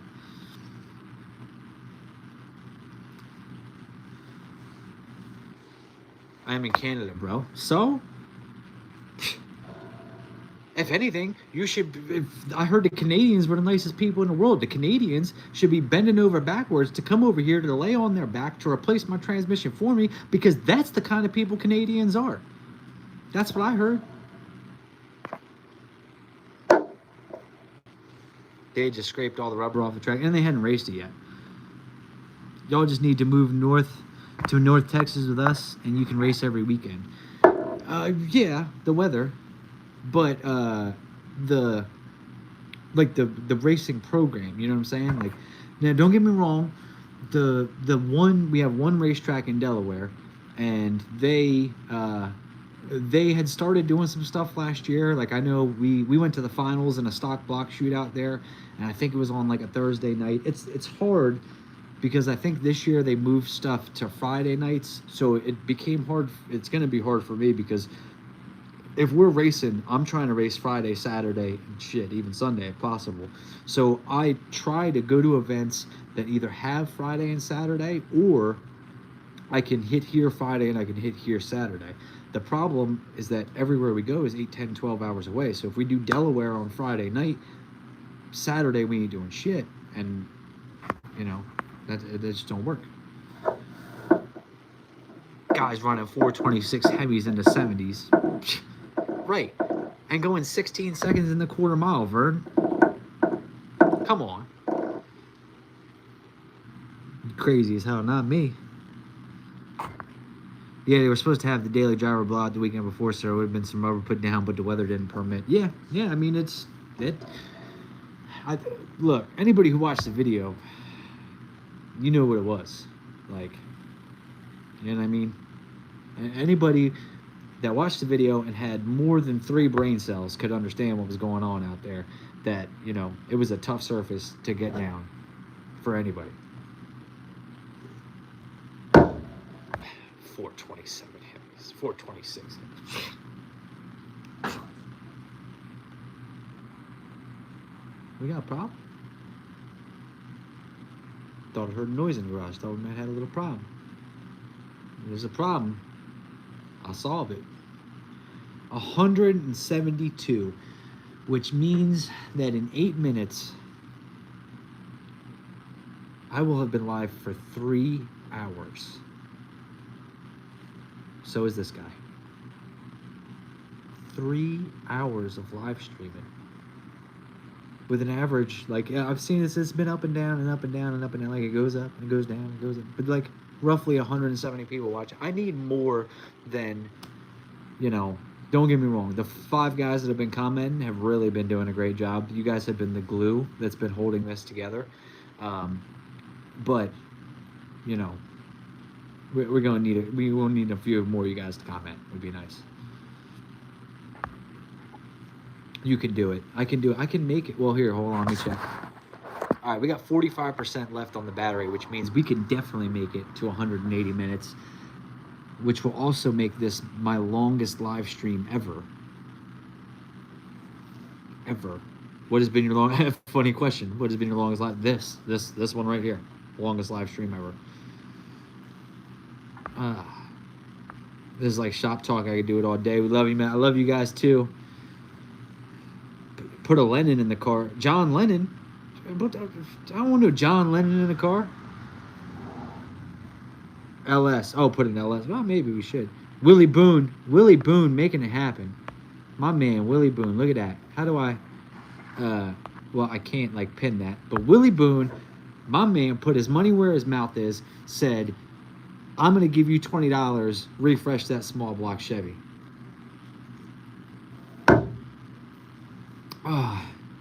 So here's what I'm going to tell y'all.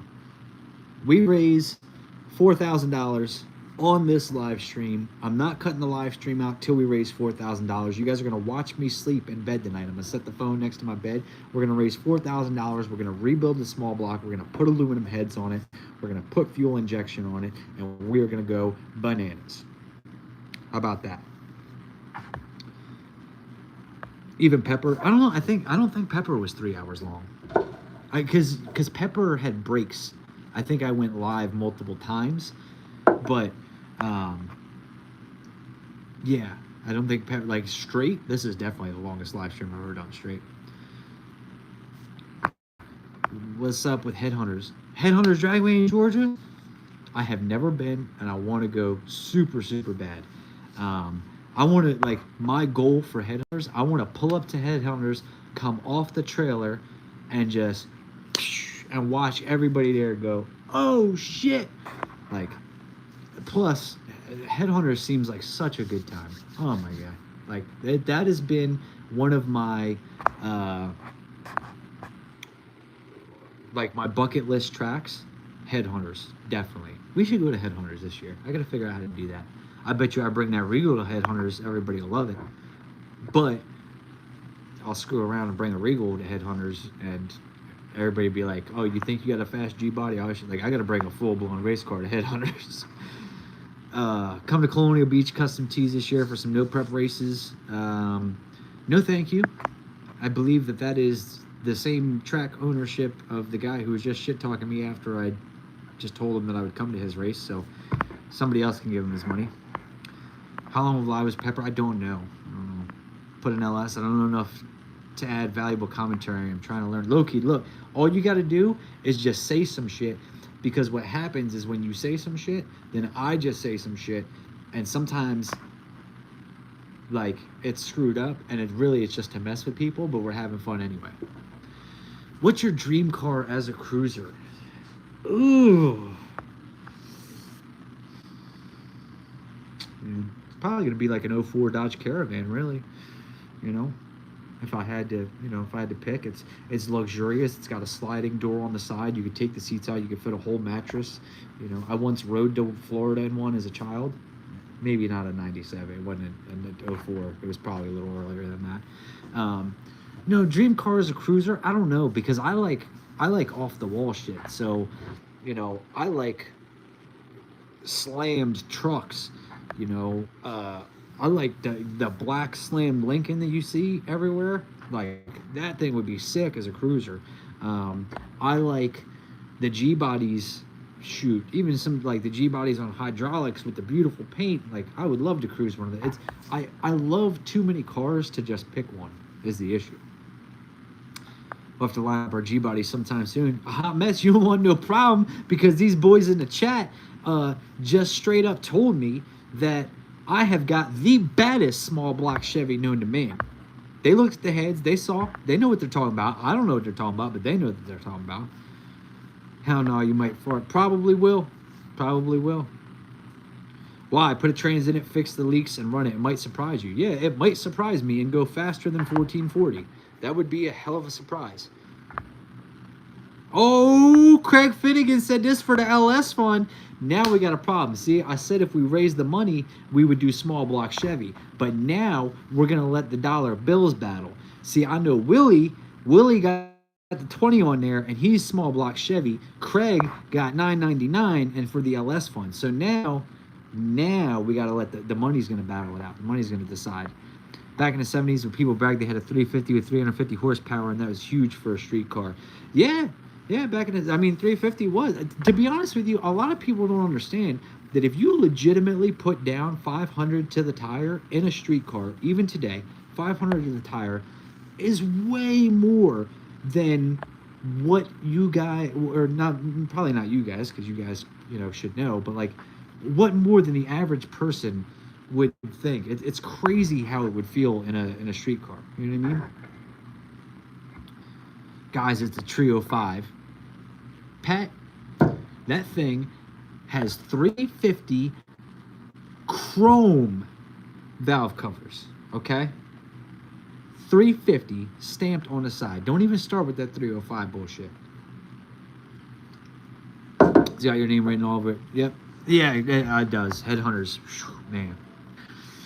Congrats, Matt, on 3 hours of live streaming. Thank you, David. We are 179, 54, 55, 56, 57, 58, 59, 180 minutes. That is 3 hours of live stream. Damn. I have never done a live stream this long. Nice, but capital. All right, well, then maybe we'll try that. Nah, the streetcar... Yeah, the street cars at that's what I'm saying. At Headhunters, they're fast. They're fast. That's why, like, I gotta bring a fast car and I gotta be on my A game. I gotta show up and, you know what I mean, rip down through there.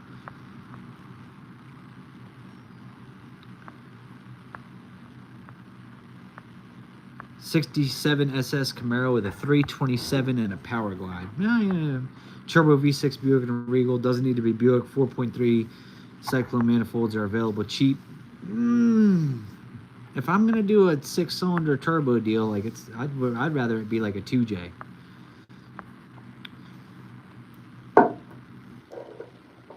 Okay, the chat has to see what I got in my 80 Malibu wagon. Don't matter. It's a wagon. The thing weighs 6,000 pounds. It's a G-body wagon that weighs 6,000 pounds, and you over here talking shit like you about to get me with this 350. Have you seen my leather seats cost more than what you got in that wagon? Calm down, hot mess. Calm down. Have you ever thought of doing a cross-country cruise? For what purpose is the question. Why would we do a cross-country cruise? Have I thought of it? Sure, I've thought of it. I haven't had a car to do it yet, so, you know, maybe with the Buick. But it would be cool. It would be cool to, like, drive from track to track and do, you know, and race the car, but drive it there. That would be a really cool, a fun trip, I think. Damn, I went to the gym for a full 2 hours and this dude's still on live. It is a record. It is a record. We've been live for over 3 hours. That is the most I have ever gone live, ever. The longest amount of time. And at this point, I don't know that we should stop. I just don't know that we should stop. I think we should keep it going. Here's the problem: we're getting a little low on the count with the amount of people watching. So we got to be careful. When we start dropping off, that's going to be an issue. Surprised they didn't cut it. Tommy Powers in $2 for the small block Chevy rebuild. All right, look, all I'm saying is right now we're letting the money talk, and right now small block Chevy is in the lead. These people want to see the small block Chevy back together. They're putting their money where their mouth is, and it's happening. In 1972, drag cars were $6.17 in the quarter. Stop lying. That's a pretty bold lie for you to be telling right now. Like the rest of us don't have the internet and Google. We can't prove that wrong. That's a 12-second car where you get a 14.8. You think that thing out there is a 12-second car as it sits? No way. Okay, $12.99, maybe. And I don't mean as it sits, like, you know, carburetor leaking, not too, like, I mean, we put some plugs in it, we set the timing, we throw the other carb on that isn't leaking everywhere, and it's a 12-second car. If that thing goes faster than 1250s, the way it sits, I'll shit a brick. That Nova hit 590 yet? It's done a little bit better than that, bud. You might want to check your gangster, because I might have a time slip in my wallet that's a little bit better than that. That 4.2 Vortec is getting late. I don't even know what time it is. I've been live for 3 hours. I've lost all track of time. I got no clue what's going on. Hit the like button. I drive old cars. Shout out to everybody who's actually hit the like button. We got more likes than people watching, which is the first time that's ever happened. My dream is either a 72 Nova. Oh, the time shows up on the comments. 10:10. Oh, it's 10 p.m. Holy cow, you're still alive. Yeah, Mallory's like still. I bet you build that 350 cheaper than any LS motor and it stays together longer. I bet you are wrong. To what standard? You build the 350 to what? Okay. To, let's say, a 9-second car, $9.99. I bet you the LS does it cheaper every time. Every time. And stays together.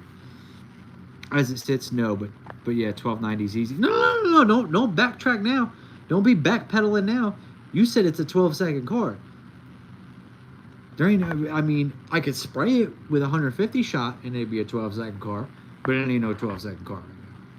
Dragsters, first of all, what I think is dragsters, because that says dragistators, 1972 or 617 in the quarter. Well, first of all, dragsters aren't real. Everybody knows that. So yeah. HGM 911. Willie Boom, bet you 20. 20 on what? Break out that slip. No, no. That's how we make money. See, Isaac, that's the problem, is everybody wants me to give the times out. But the issue is that if I break the time slip out, it gives away you know what I mean? It gives away what little leverage we have to catch somebody slipping right now. Right now, the Nova is running really, really good for what amount of power it has and everything else. So we give away the leverage if we showed a time slip right now. A 9-second car, no. Yours is a 9-second car either. To me, the same standard as your Nova. But the Nova's a 9-second car. The Nova is well a 9-second car. I've got draggy slips that show me hitting the brakes after the 8th to slow down and still running 10-0 in the Nova. The new car is maybe a 1350. Vern, I'm with you. Willie Boone, you're telling me that car right now is a 12-second car? No way. I don't even think 1299. It might have a limited slip in it. I bet you, well, hold on, let me not get too crazy. I was going to say, I bet you I put the slicks on it and it still doesn't run 12, but I don't know.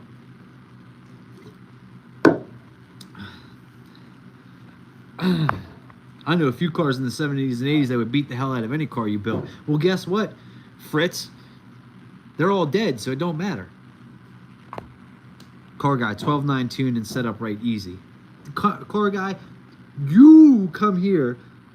You come here. You can ride shotgun. I'll let you hold the flathead screwdriver, and we'll get in the car and we'll take it to the track. Well, not right now because it obviously it doesn't move, you know, but eventually. And then we'll take it to the track, and that thing ain't going to a 12 nothing. No. Got them all spry. No, they can't keep me down. Yeah, exactly. You know what? That comment should be fucking deleted, because that little small block you're talking about, yeah, probably also a $20,000 plus motor. So 9 second and a quarter. 9 second and a quarter. Damn right, 9 second and a quarter. The Nova? Please. 9 second and absolutely. I make hits on the street. I hit the brakes to slow down. Like, I'm slowing down and the Nova still goes 10-0. I wish, you guys are lucky I can't open my draggy right now and show, because I'm on the phone live, so I can't show you the draggy. But I can show you. I have slips, me letting out after the 8th, hitting the brakes, and it still goes 10-0 in the Nova. Because I remember I sent it to somebody one time and they were like, dang, 10-0, that's not bad. I think it was like 10-07. And I'm like, bro, I was on the brakes. 10-0. Like, you're like, oh, 10-second car, that's not bad. That's like, come on, don't play me like that. We talk about the Regal. The Regal can't run. The Regal is not running 12s the way it sits. There ain't no way. The 8th isn't racing. It is when you go fast enough. You know, the problem is, you know, when you run 14 seconds in the quarter mile, the 8th isn't racing because it takes you 9 seconds to get there. But when you're going fast enough, the 8th is plenty good racing. Slicks at a 150 shot, it'll do 11s. I don't know what gear ratio is in it. It's got its tag that says limited slip. I don't know what gear ratio is in it. 150 shot is a lot. I will tell you that anytime I spray an LS with 100, we knock a full second off the quarter mile easy. So I could see it doing 1190 slicks on a 150 shot. I could see that. Possibly. No, because it'd have to be going 1290s to begin with, and I don't think it goes 1290s to begin with. What's up, Bill? Bill Weaver. Talk about the Regal. We're talking about the Regal. I mean, I'm having multiple conversations at once. A lot of cars in the 80s had to be timed with a calendar at the track. They used a sundial. Any ones you send me, yeah, babe, bring me your phone and I will show these fools a 10-second time slip in the Nova letting out. Ran a 1280 with 250 horsepower and a 1200. Well, a 1250 pound car. That's not even a car. What are you talking about? You about fucking dragsters now? Yeah, with a turbo. What about motor to motor? Motor to motor, that's an aluminum 5.3. This thing destroys the 350. Come on. Awesome. Final Regal had a set. Yeah, you don't want to get rid of them. If I remember right, in one of your last videos of the Nova, you went a 567. I doubt it because I've never told anybody what I've never given away the time slip. I said that, I've said that we, you know what I mean, that we went faster than Camaro, which I told the Camaro time, but I never said it. Let me see. Hold on, because it'll say the quarter. Yeah, there's 1008, 1014, 1006. So 1006 at 103, 1014 at 98, 1008 at 90, at 96. Here we go. We can show that. Look at that. See? We had to zoom in on it because what was the 8th on that? Yeah, the 8th was pretty good on that one. 8th wasn't so good on that one. Or that one. Maybe it's just because the way it's set up. Yeah, 1008. Hold on. Matter of fact, I could show you. 1,320 foot, 1008. See? And you can see I let out. This thing goes over another 2 blocks. So, thank you for letting me show these haters.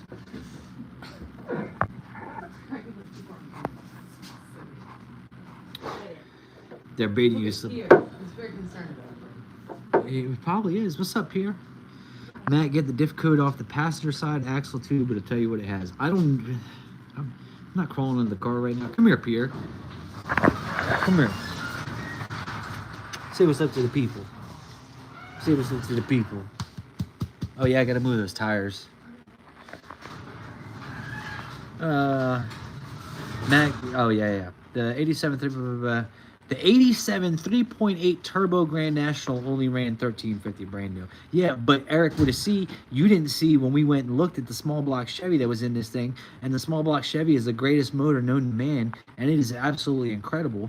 And we pulled it off, and it's got factory rockers with stud girdles and plates and all kinds of shit, and it's got chrome 350 valve covers, so it's got to run 12s. Bet you it'll go 1290s as it sits after you fix the trans. No way. No way, Jose. First of all, we ain't doing it on no hard tire. Probably not. Second of all, it just ain't happening. Try it and bet me if you win, put the 20 in the car.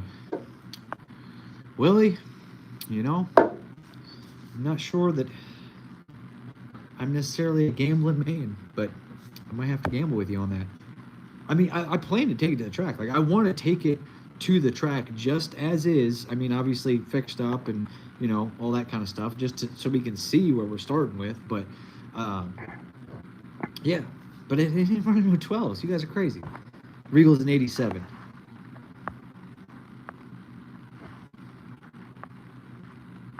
Put a turbo on your 350 is the same. It is not. It is absolutely not.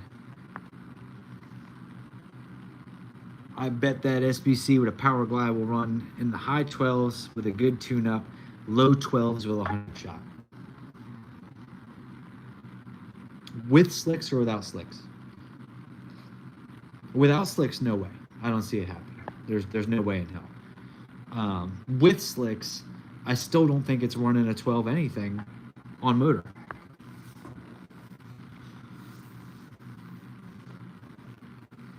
You showed the rear end. Yeah, I think somebody said it's the 7.5, but it has on the diff cover, it's got a tag that says use limited slip, you know what I mean, whatever.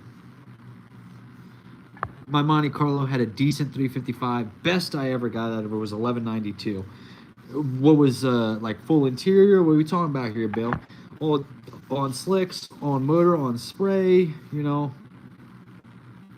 Light, not heavy. You think that G-body is light? No way. There's no way that that Regal weighs every bit of 3,400 pounds. Every bit of it. No way. Every bit. There's no way that thing is light at all. If it's a stock GM rear end, it may have the 372 gears in it. That was a common gear back then. Ooh, 372 gear might be a little something. I mean, we can have a little conversation. I would also like to shout out everybody that put the money up for either SBC or LS. Right now, SBC is in the lead. You know what I mean? Unfortunately, against my better judgment, but yeah. With the Texas Speed 5.3 and a 200 shot, I think it'll go 9s.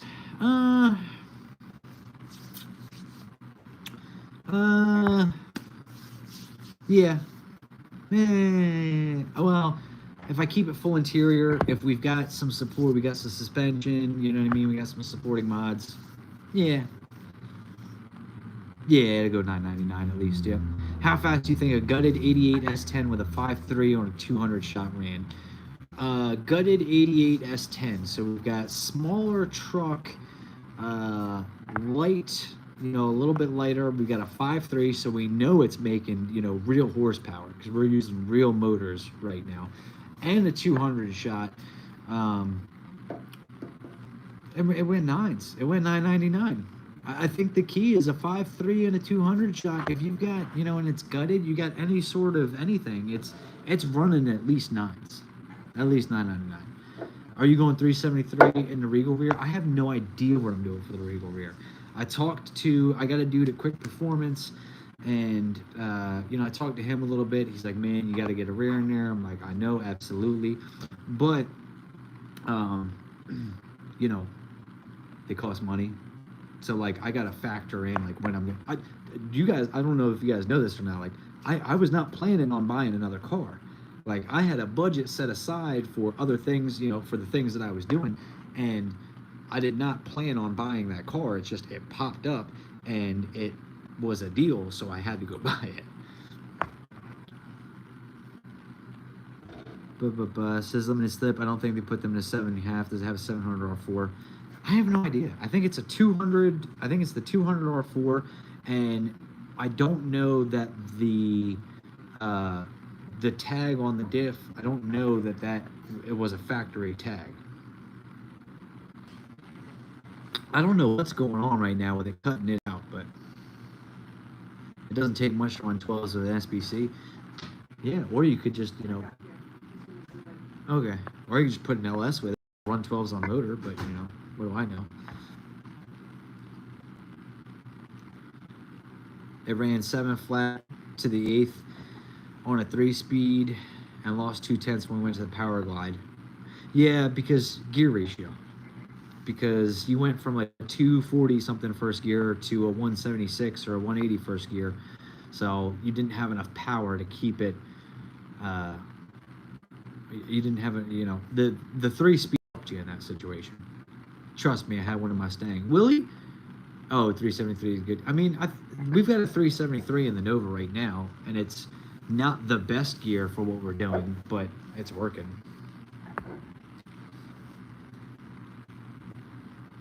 Show us the trend. How come made me try to get up into this damn car again? Man. Alright, I'll show you guys some stuff. But now I gotta get up under the car and shit again. Hold on. You know what the problem is? The problem is it ain't got no one of these Hiroshima war whistles. It ain't got one. And that's the problem. That's why it's slow. Well, that and the fact that it doesn't move under its own power, but you know. All right, so let's take a look here. Here is the rear, right? There's the rear. There's the tag that says use limited slip, blobbity blobbity blue. I don't see nothing on the passenger side, housing, whatever. Bam. Bam, bam. Oh, now y'all want to see the trans. They're killing me with the trans. Oh, killing me. Just out here doing it for the people. What mufflers? I don't know. Probably some shitty ones. But it's got damn cats on it. We don't need that. All right, let's see. This is the trans pan. Hold on. I'm trying to hold the phone in a way where it'll allow me to show you guys the transmission pan.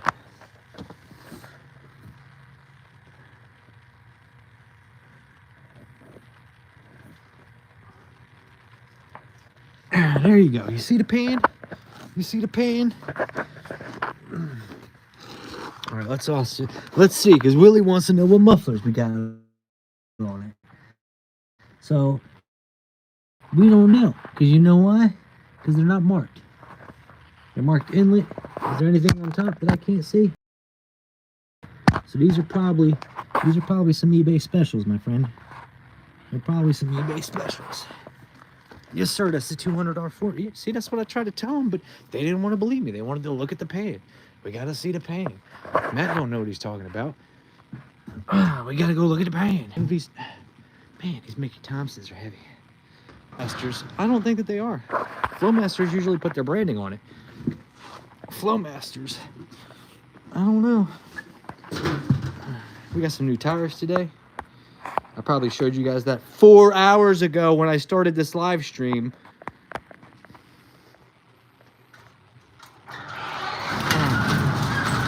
How does it matter what math? Well, I mean, I was already under there, so I think that's why I asked about the mufflers. You know, what you saving the Texas speed block for? So I don't know. The Texas speed block was supposed to go in the Nova. The way this was supposed to work is that we were doing the Texas speed motor. It was going to be badass motor. Like, I was going to put aftermarket heads on it, you know, like real good lifters. Like, we were going to try to do a pretty stout LS deal here. You know what I mean? Like, we wanted to be ready to make more power than we've ever made. So that was the initial game plan, right? And then the motor that's in it now was just supposed to be a backup motor. You know, like, it would be our backup piece. So we have a nice piece. If anything goes wrong, seems wrong, sounds wrong, looks wrong, no need to you know, hurt the piece we spent a bunch of money on. We'll put the backup piece in, keep racing, right? And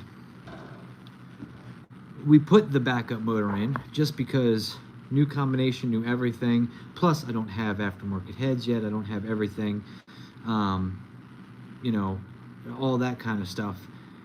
So we started figuring it out. Now, the motor's working pretty good. I'm pretty happy. And we are, you know, we're doing pretty well with it.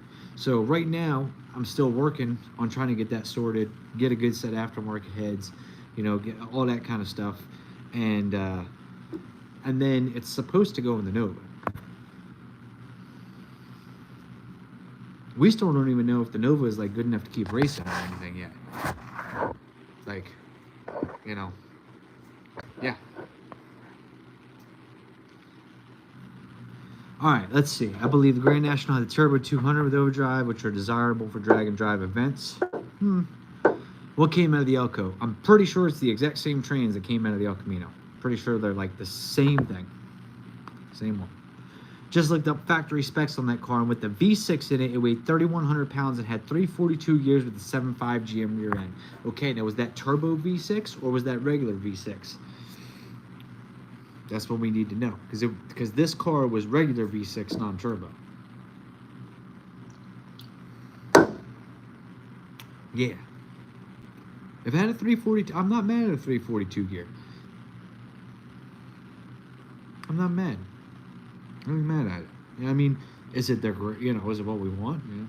But here's the thing: if it has a 342 gear, did it come with a limited slip? And if it did not come with a limited slip, if the limited slip was an addition afterwards, if somebody put the limited slip in there, they put a gear in there. There's no way they put a limited slip and left it a 342.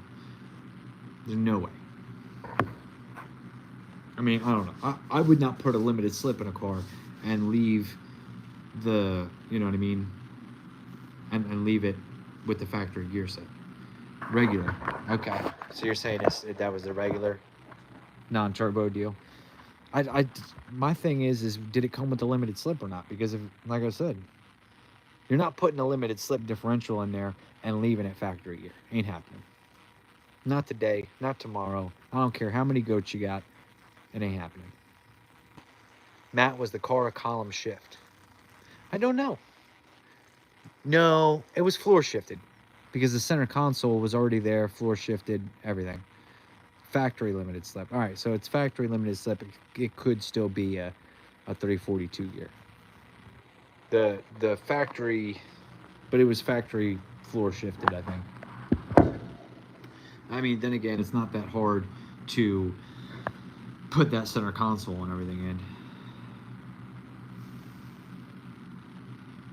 But from what I see, not column shift. And the El Camino was, which means we're probably gonna have a problem. I think, is that what you're trying to tell me? I do have a 350 trans. I have a TH350 that came out of a Dodger that was an awesome transmission, but we broke the bell housing on it. I don't know that the transmission is in good working order. I know we need a bell housing where I have to buy a bell, but I know I have one of those, but that's not like ready to go in, and it's a gamble on if the trans is even still good or not. I know that everything that I've had it in, I've had that trans has been in a couple cars. You know what I mean? It performed very well. It was always very happy. But then the problem is I don't have a converter. So Mallory got the only 350 converter that I had, I think we might have one. We might have a shitty one, like a really, really, really shitty one. Jack the back, yeah, do the count. Yeah, we could do that.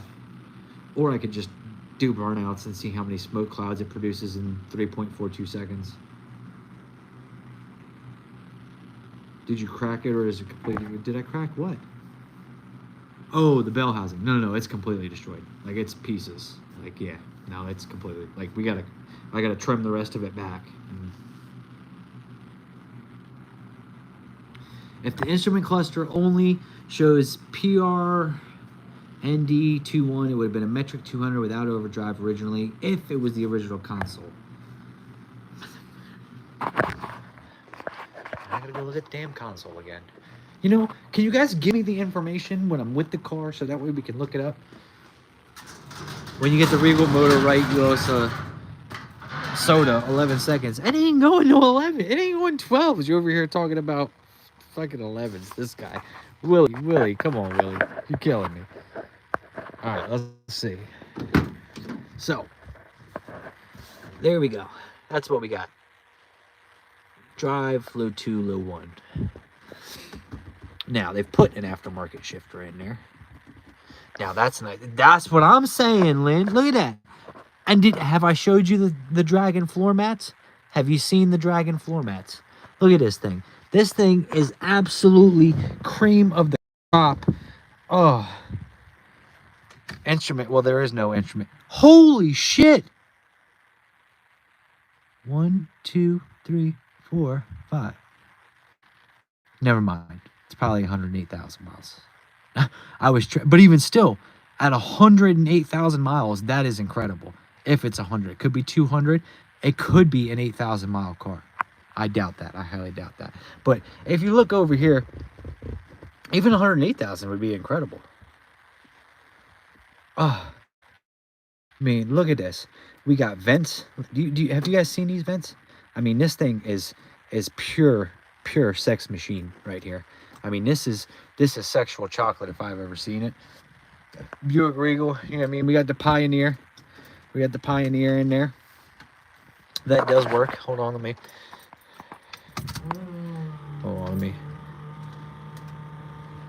Look at that. We got the Pioneer in there. She's a worker. What we do have is we got some hidden switches that I don't know what the hidden switches do.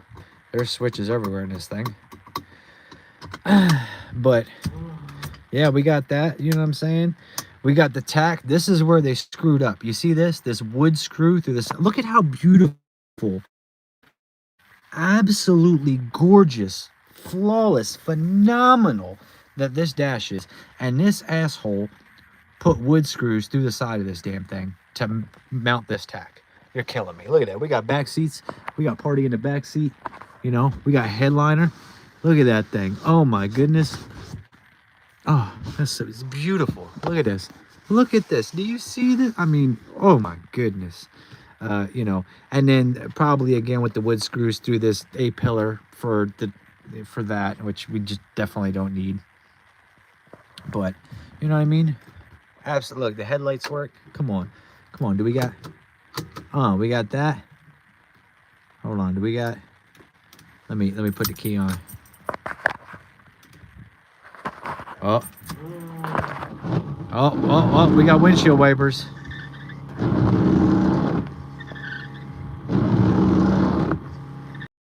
Windshield wipers work. So we're good. We got tilt. Look at this. Tilt. We got the tilt column, locking steering wheel. That's a sexy. Whoo. Something on the train is not hooked up. It goes in reverse. No, I mean it's all hooked up. It goes right into reverse. It works, but we just put it in any kind of forward gear. It's like absolutely not today. Dragon says no, and I'm not participating. That's a sexy interior. Why would they do gray felt headliner and tan? First of all, it's not gray, it's black. It's just because I'm using the flashlight. Second of all, you purely, you must not have any children because you must not understand what a sex machine truly is, okay? You know, why is that brown and that brown and that brown all different browns? Don't ask them questions, okay? I don't know what you heard about me, but I'm a PIMP, okay? And this right here is just proof of that. Reverse does no, reverse works great. As fast as the comments say to Regal is, you need to put a full cage in it, right? Psh. Oh man, overly built. Come on, man. Now you're cramping my style. I got to turn down the. Hold on. I got to turn down the lights. Oh my goodness. You're killing me, Smalls. I don't have a different gate for the shifter. I don't have the gate or the plate. I don't got it. But that shifter and gate could probably work with a TH350. Ah, man. Come on. You guys are killing me. Stop. I got good ideas, and I got dreams and hopes and aspirations, and you guys just keep killing me with the knowledge. Trade you an 04 RCSB for it. Sure, if it's a, 408 Turbo LS, absolutely I'll trade you. Kickdown cable, yeah. So I think the kickdown cable on that was loose, and it's whatever, yeah. My 1971 340 Duster ran 1260s in 1992 NA. It was fast in its day for a street car. I'll give you that. 1260s in 92 NA, but yeah, I'll agree with that. Pretty fast for a street car, It's a shame the Regal ain't running no 12-second passes, but whatever.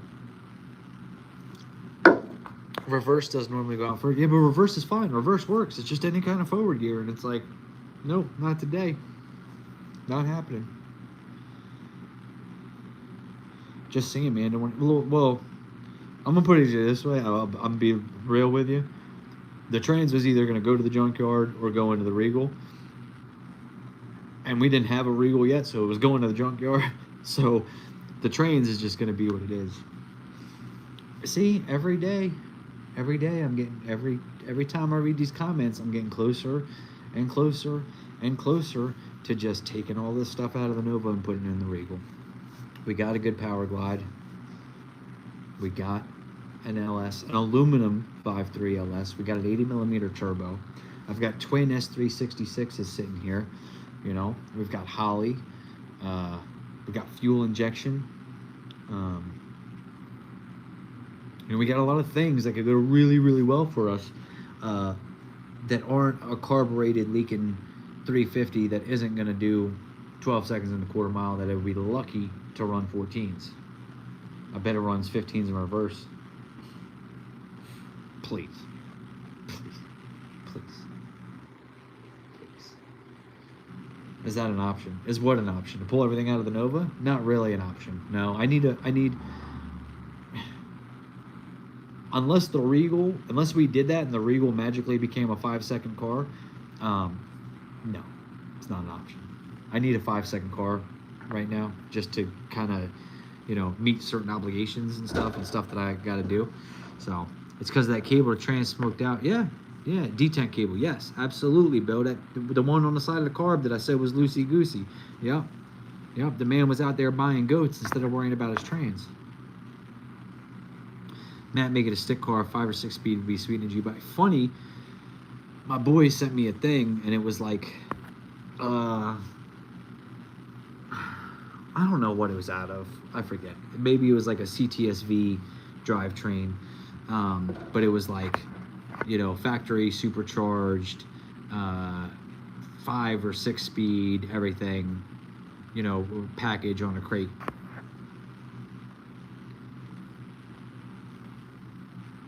Oh, the monster.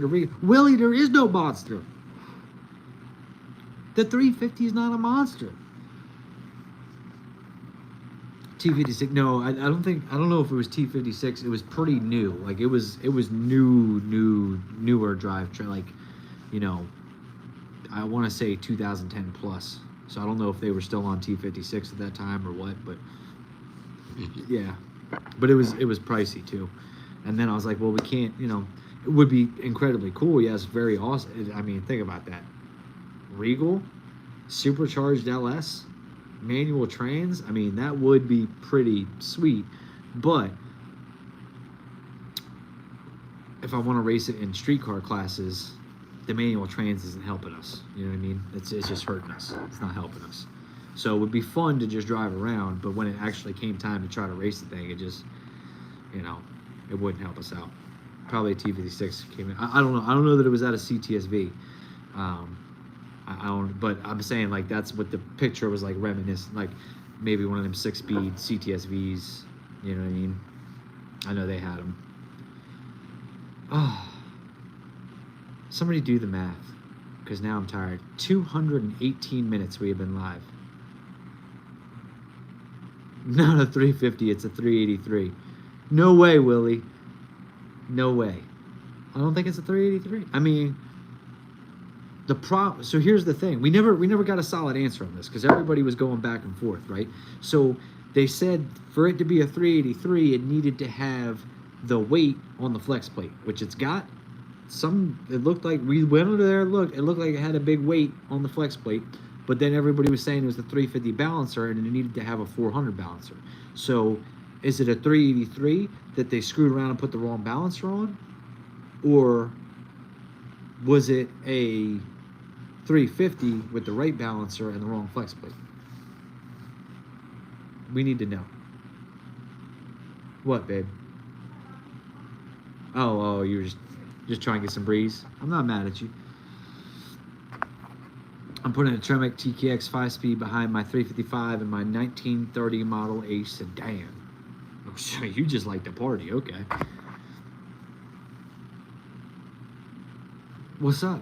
What's up, McKinley? Oh, what's up? What's up? What's up? As I've been live for 220 minutes, which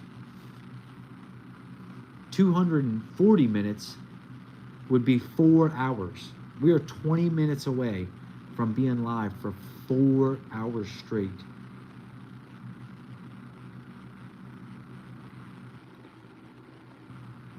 Maybe Willie knows something we don't.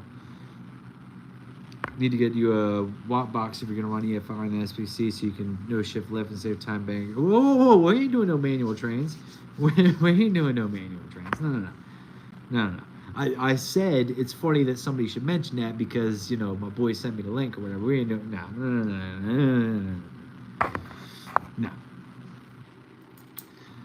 And maybe Willie knows something we don't. Willie might be a little smarter than we're giving him credit for. He might know the secrets. He might. I mean, but we don't know. We still don't have the answer. Nobody's answered the question. Is it a 383 with a 350 balancer and the proper flex plate? Or is it a weighted flex plate for no reason with a 350 and a 350 balancer?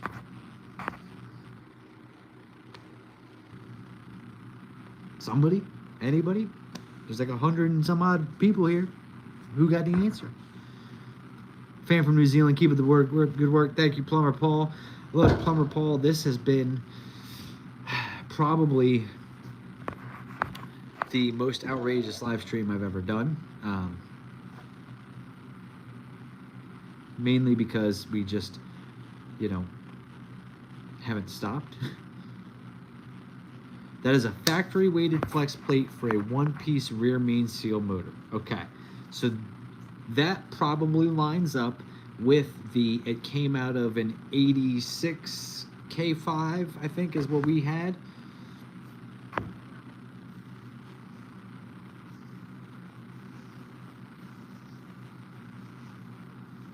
My cousin had one in Elko, looked like his had and everything. I don't know. Somebody probably put the wrong balance. Well, that's what I'm saying. Is it did they put the wrong balancer on it or what? That could be a fluid dampener. If it's a fluid dampener, we partying. Fluid dampener's my people. Actually, I got one. Hold on.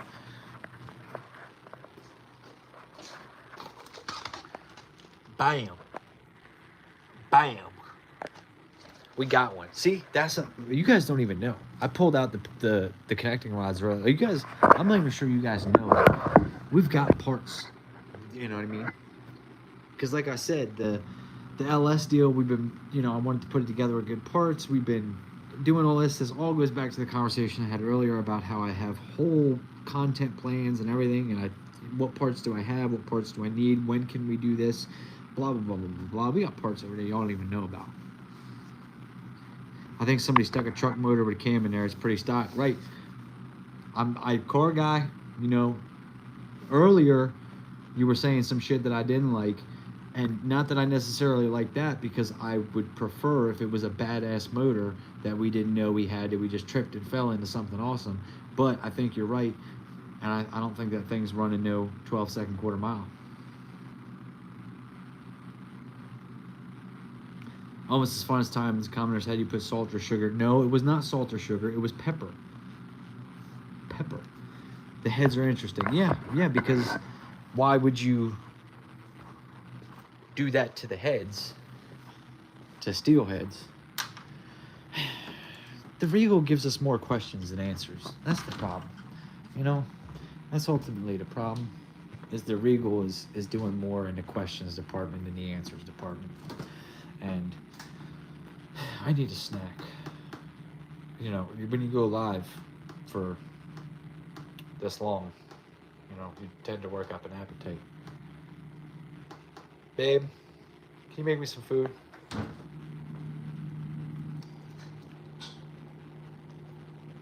Oh, what's up?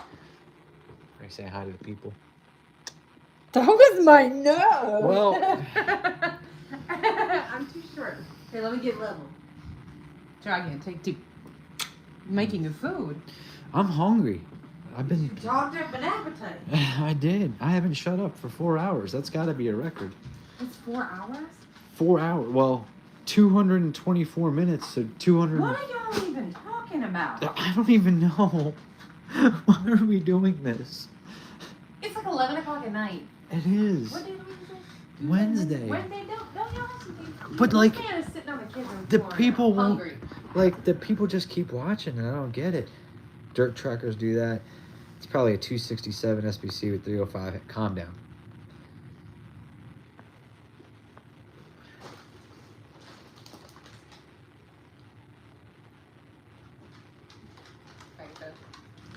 Pierre, what do you think? Huh. Oh yeah, I can have some of that. Dirt track guys will dump ungodly amounts of money into factory casting heads to meet the rules. Yeah, they're weirdos.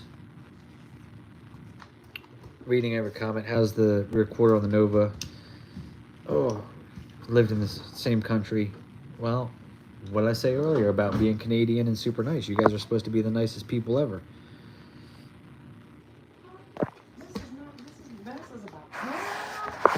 Oh, there's some Canadians in here. Pierre, what are you doing? My buddy Pierre. Pierre, you want to say hi to the people?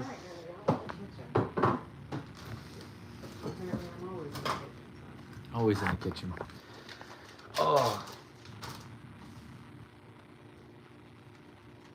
How do you even see this? Is the screen filled with comments? What? Yeah, what about it? How do you even know what you're looking at? I don't know. Honestly, I think we're just going to make it to the 4-hour mark, and then that's when I'm going to quit. Because, number one, let me see. We only have 22% battery left, so at some point I'm going to have to plug my phone in. And I just don't know how much further past... Like now, we're here. We're 226, so we're 13 minutes away from 4 hours of live stream. So, you know, I mean, we got to try. Has anyone been there for the entirety of the live? Has anybody been here for the entirety of the live stream? Good question. You'll know what it is when you pull it out and put an LS in it. Damn right. Because I haven't even been there for 4 hours. Like, they deserve a song. Most people are not going to put screw studs and guide plates in a set of factory heads and not have them ported. Ported gasket match.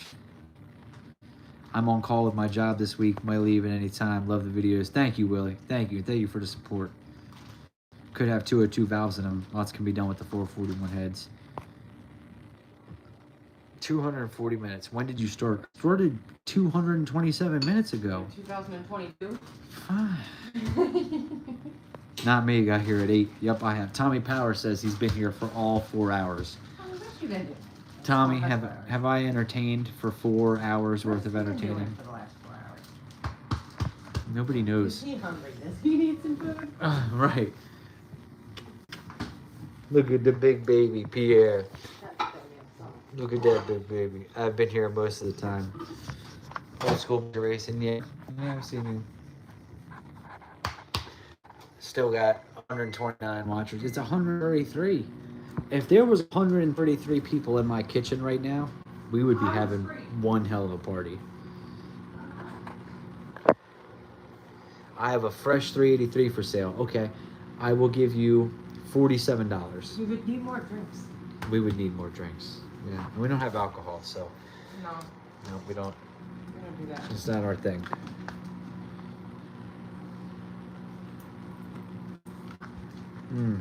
Just went up there. Yeah, see, me. Can you imagine if we had 130 people in this house? I think I have. Let's not comment about that. Oh. What? I remember times when this room, that room were all full. And people in there, and obviously the bathrooms.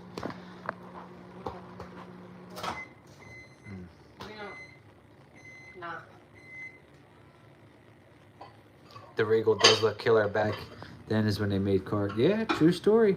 Look, I'm not really a fan of much after 1990. Usually, like when I do my Facebook marketplace searches to look for cars that I shouldn't buy and can't afford and don't have room for, 1990 is usually my cutoff. Oh, 20% on the Powery.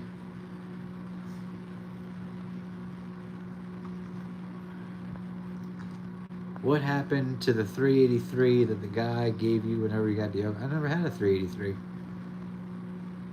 Guy gave you whenever you got the Oak. I don't know what you're talking about. Oh, that one.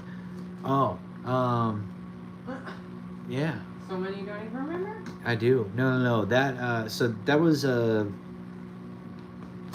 was like a block and rotating assembly, and Tommy wanted it. So I told him he could have it, and I don't know. After that, I'm kind of, I don't know. I don't know what happened. This is the party. Yeah. I have a Terminator X fuel injection intake and big turbo setup on my SBC and 89 Camaro. I would do it if this small block Chevy was worth anything whatsoever. I would consider putting fuel injection on it, just to appease everybody that says I have to keep it small block Chevy for it to be cool.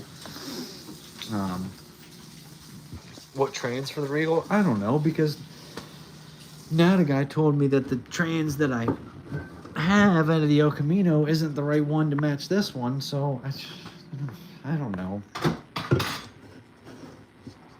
Could you even fit 130 people in your home? Yeah. Yes. We have an unusually large living room. Like, it's unusually large. Like it's like 40 foot long or more. It's it's excessive.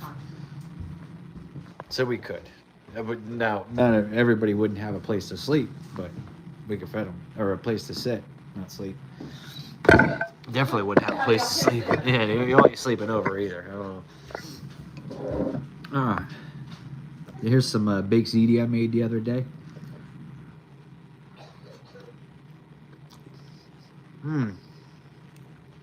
Holly Sniper. No, I want to do like actual. I mean, Sniper. It's got fuel injectors in there, and I can swap them out. But I want to do like, you know, direct port injection. Do you have a PO box if anybody wants to send you some? Yes. But it's not a PO box. It's an actual address. And I can tell it to you. It's usually in the description of all of my videos. I think it's there, but let me look. Man, it's a good ziti.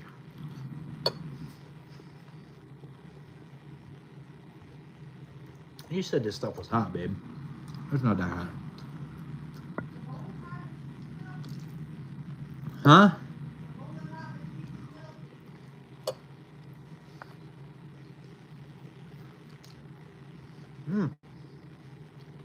There's a live stream. It's me.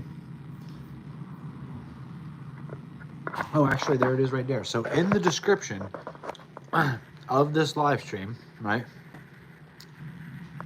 If you click the description, bam, there's the mailing address. 3901 Seven Hickories Rd, Dover, Delaware, 19904. It's in the description of every video, I think. Because I got like a, you know what I mean? Just an auto thing that is always there.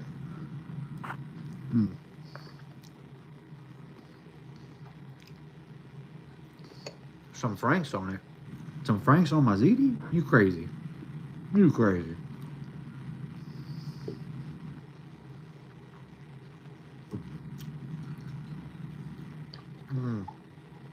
Barry, no. Mallory's actually, and I hate saying this because I hate saying things until like it's here, right?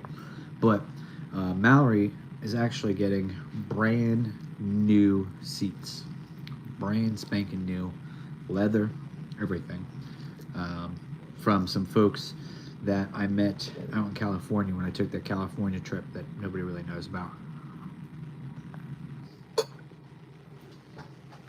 Those V6s in that car can't be very fast, still holding up. Hayden? Hey? Is that the... No, that's not Hayden I'm thinking. But what's up, Hayden? Do you live by Joe Biden? So Joe Biden's house is like an hour and 15 minutes north of here, which for anybody that lives in anywhere other than Delaware would probably seem not very far. But when you live in Delaware, that's pretty far.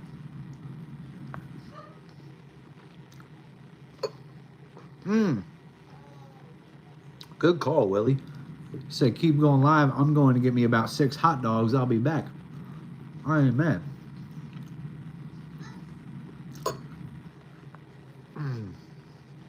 Bill Weaver, definitely nice chat with you, brother.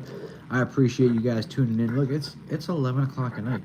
Legitimately, the only reason I'm eating Big ZD on a live stream right now is because for some reason there's still 135 of you here. And then the other reason is we're 235 minutes. So we're 4 minutes away from being live for 4 hours straight.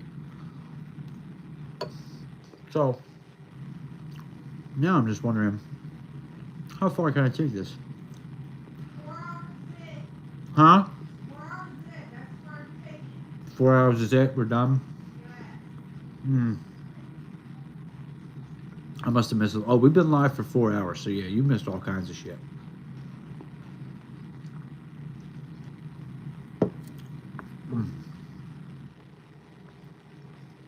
I'll trade you a 5.3 with a bunch of brand new parts for the 350 after you tune it up. Maybe. Really, I've been into the aluminum 5.3s, so, you know, I don't know. If it's an aluminum one, we can have a conversation.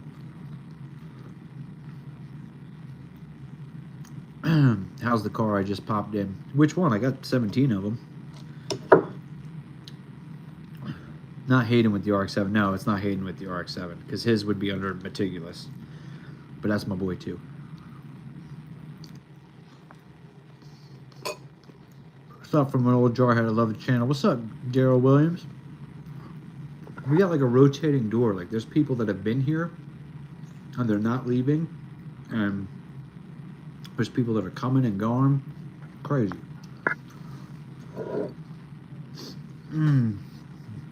From Mississippi. The Regal, it's good. It's looking really good. It still doesn't move under its own power yet, but you know, we're working on that. We're figuring it out. We pulled valve covers today. If you scroll back a couple hours in this video, you'll see we've been exploring, we've been learning, we've been educating ourselves. Some fools think that this thing's gonna run 12 seconds in a quarter mile, as it is. Like, crazy.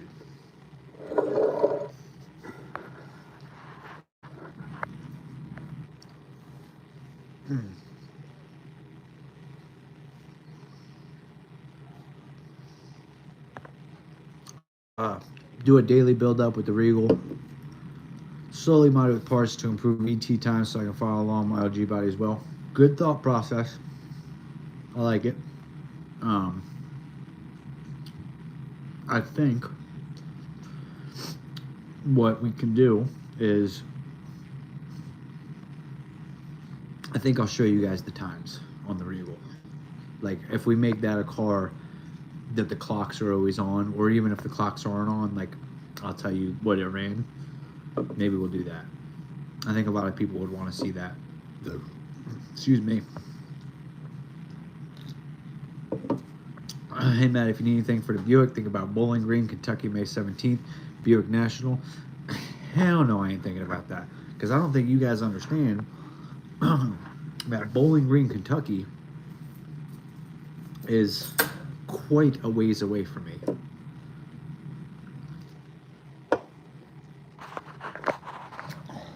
Does have Gen 4 rods, machine block bearings, new pistons. Okay. Maybe. It sounds like a pretty decently okay piece. Where are we going? Where's my stuffs? I don't have my stuffs. I don't know where my stuffs is.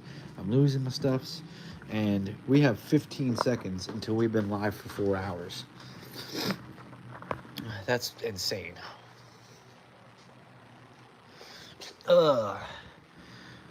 Blew up old 355, going to put an LS. Damn right.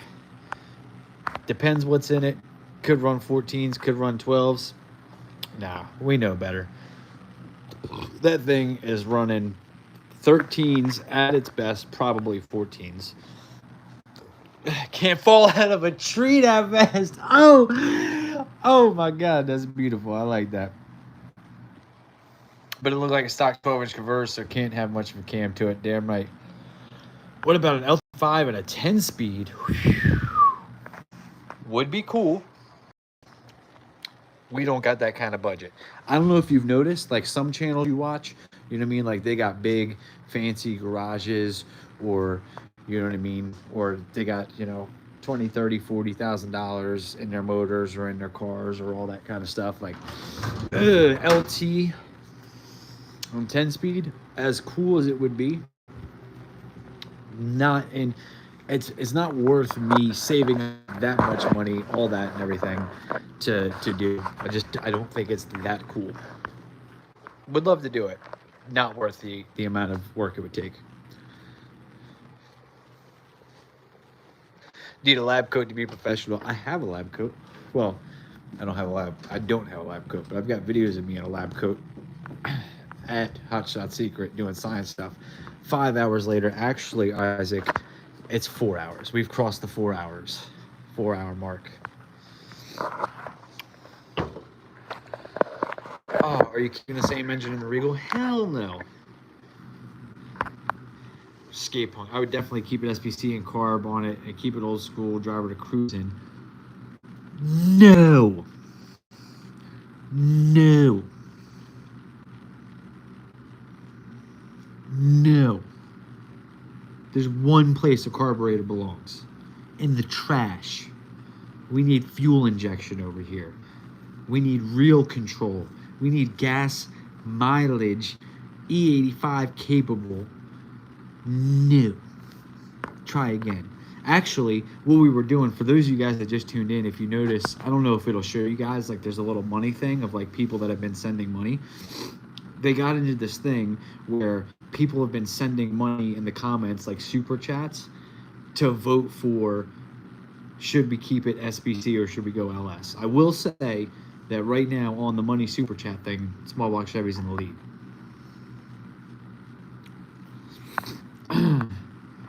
What was used to bring shine back to the Regal? I just picked up some old van that needs help. It was a combination of things. There was a Meguiar's compound, a Jax Wax shine,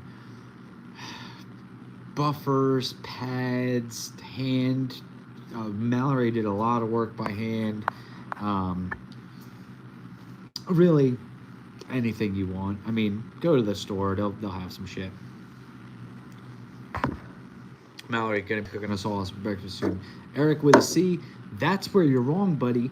I am head chef in this fucking place. Okay, this one right here, I'd be doing the fancy with the sprinkling and all that kind of stuff. You know what I'm saying? Me. LS3, no. And the 10 speed is not that great for drag racing. Wrong. I would say that you were incorrect on that, because a 10-speed transmission can keep you directly in your power band, in a very narrow power band, to keep you in peak power incredibly long. Now, that requires technology, tuning, all that kind of stuff, but I don't think that it would be not that great. eBay has ready to run engines. I'm not buying no engine. Y'all are crazy.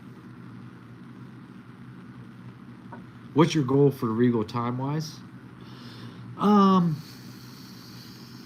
I'd be happy with a 9-second daily driver.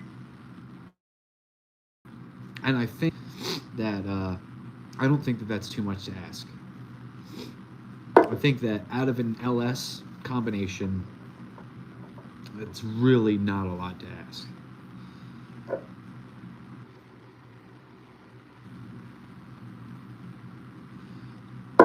Yeah, and I'd be like, by nines, like $9.99, I'd be happy. You know what I mean? You know, love to see some 980s or something. Like, when I say 9-second daily driver, like I don't mean 9 teens, but yeah, like $9.99.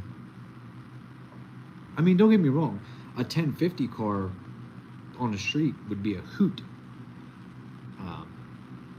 Damn, y'all got, it's been 4 hours. I've been alive for 4 freaking hours. It got me whistling, using words like hoot. it might be time. It might be time to cut this one short. But yeah, like even a 1050 car on the street, you know, full interior like it is, all that kind of stuff, I think would be a really good time. 630, 620 in the eighth. I don't know. Is that what the math it takes to run a 9? I thought you had to be. No, you're right. Yeah, it's probably a 620, 630. Yeah. Oh, look, now I'm getting messages from people who were watching the live stream on Facebook. Give us a weather report. All right, first of all, I don't know who Poor Bitch Racing is, but you've been around a while if you know about the weather reports.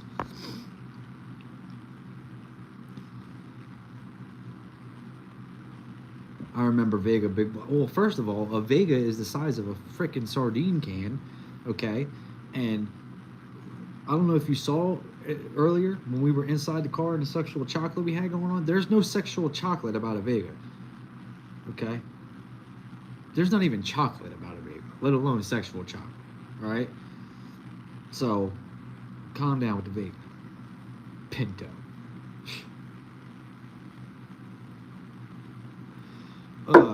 I don't even know what I would do with it. I mean, the weather's pretty nice, actually. Usually to do the weather, it's got to be some kind of fucked up weather situation, but the weather is not fucked up. 550 to the wheels or 600 horsepower, that'll work? No, it'll take more than that. Then again, somebody said that they did the thing and that the Regal only weighed 3,100 pounds. First, stop it. I just got hit with a realization. If that Regal weighs 3,100 pounds, it weighs less than the Nova. There's no way. There's no freaking way.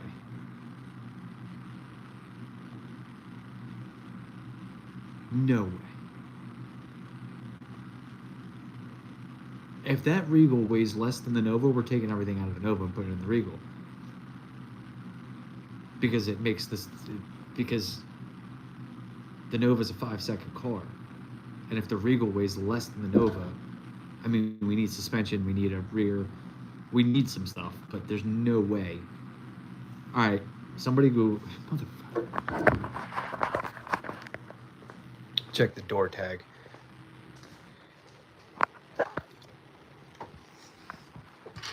There's no freaking way. 3,500 pounds. Oh, no, we wouldn't gut it. That's what I'm saying. Like, if the Regal, so we don't know what the Nova weighs.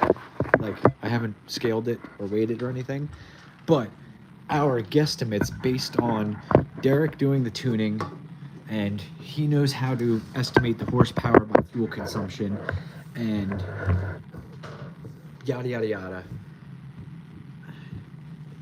See, this one I can't be trusting you guys. I gotta go to Google my damn self.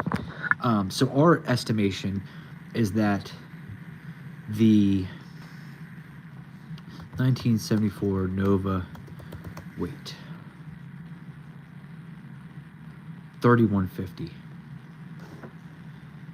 Okay, hold on, let me, because I got some stuff in here you guys can't see, can't be put on the internet. 1987 Buick Regal. Oh, wait. Curb weight, 3,285. Yep. 3,150. 111-inch wheelbase. Can you guys see that? Is that blurry? I don't know why it... Like, why is it... Okay. Yeah, definitely heavier. Weight 31. Oh, don't play me like that. All right. I need to give a weather report and get out of here because now...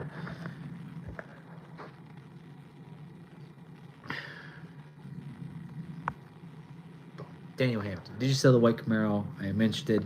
Absolutely not. I have not sold the white Camaro yet. Still listed for sale. Shoot me an email, dnrauto@hotmail.com. I will send you the listing on it and all that. You can check it out. That Buick 3.8 regular would run 13 to turbo 6 with 1240 and with a top speed of 124 pound.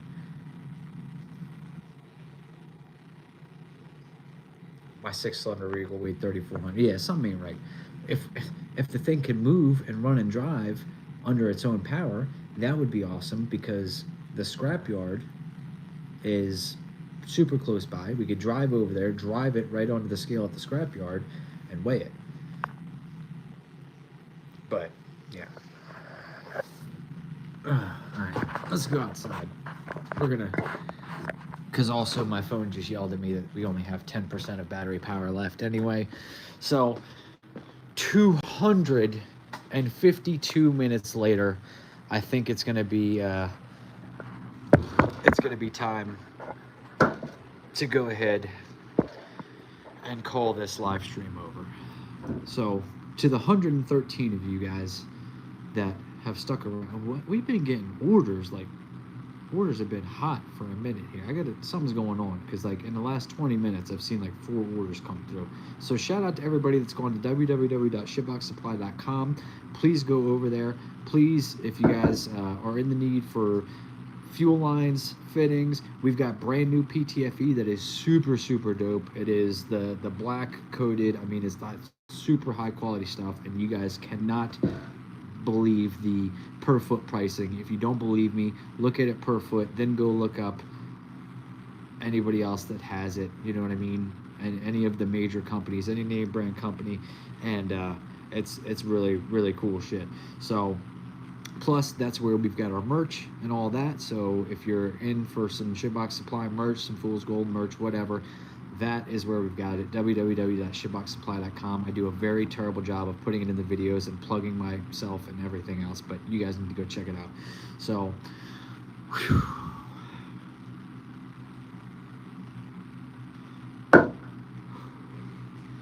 On that note, good evening, ladies and gentlemen. It is your boy, Matt Ryce. It is a Wednesday night, and after many hours, difficult, trying hours of talking on a live stream, we have decided that it is time to give this evening's weather report. It is absolutely beautiful. Instead of wasting all of your time watching me, you guys should have been out in the garage or out in the driveway trying to bench press a transmission, only to find out that it was the wrong one. It does not work. The guy told me I have the wrong transmission for the El Camino. I probably want to cry. The big thing here, the big news, the breaking story of the evening is, does the Regal weigh less than the Nova? That's right. There has been some cross-referenced horrible reports that apparently the Regal could somehow possibly weigh less than a Nova. Now, although we know that this is impossible, we've been now triggered to figure it out and do some more research, because if it is, we're leaving that thing full interior gangster, taking this drivetrain and swapping it completely over. That is right, because if it makes the same power with less weight, that's right, you guys got it, it will go faster. Now, is it fast enough to win anything? Probably not, but we have a whole lot of fun doing it.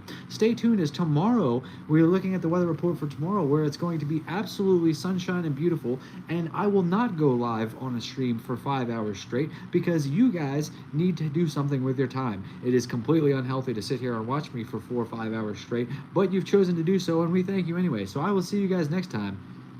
It's your boy, Matt Ryce.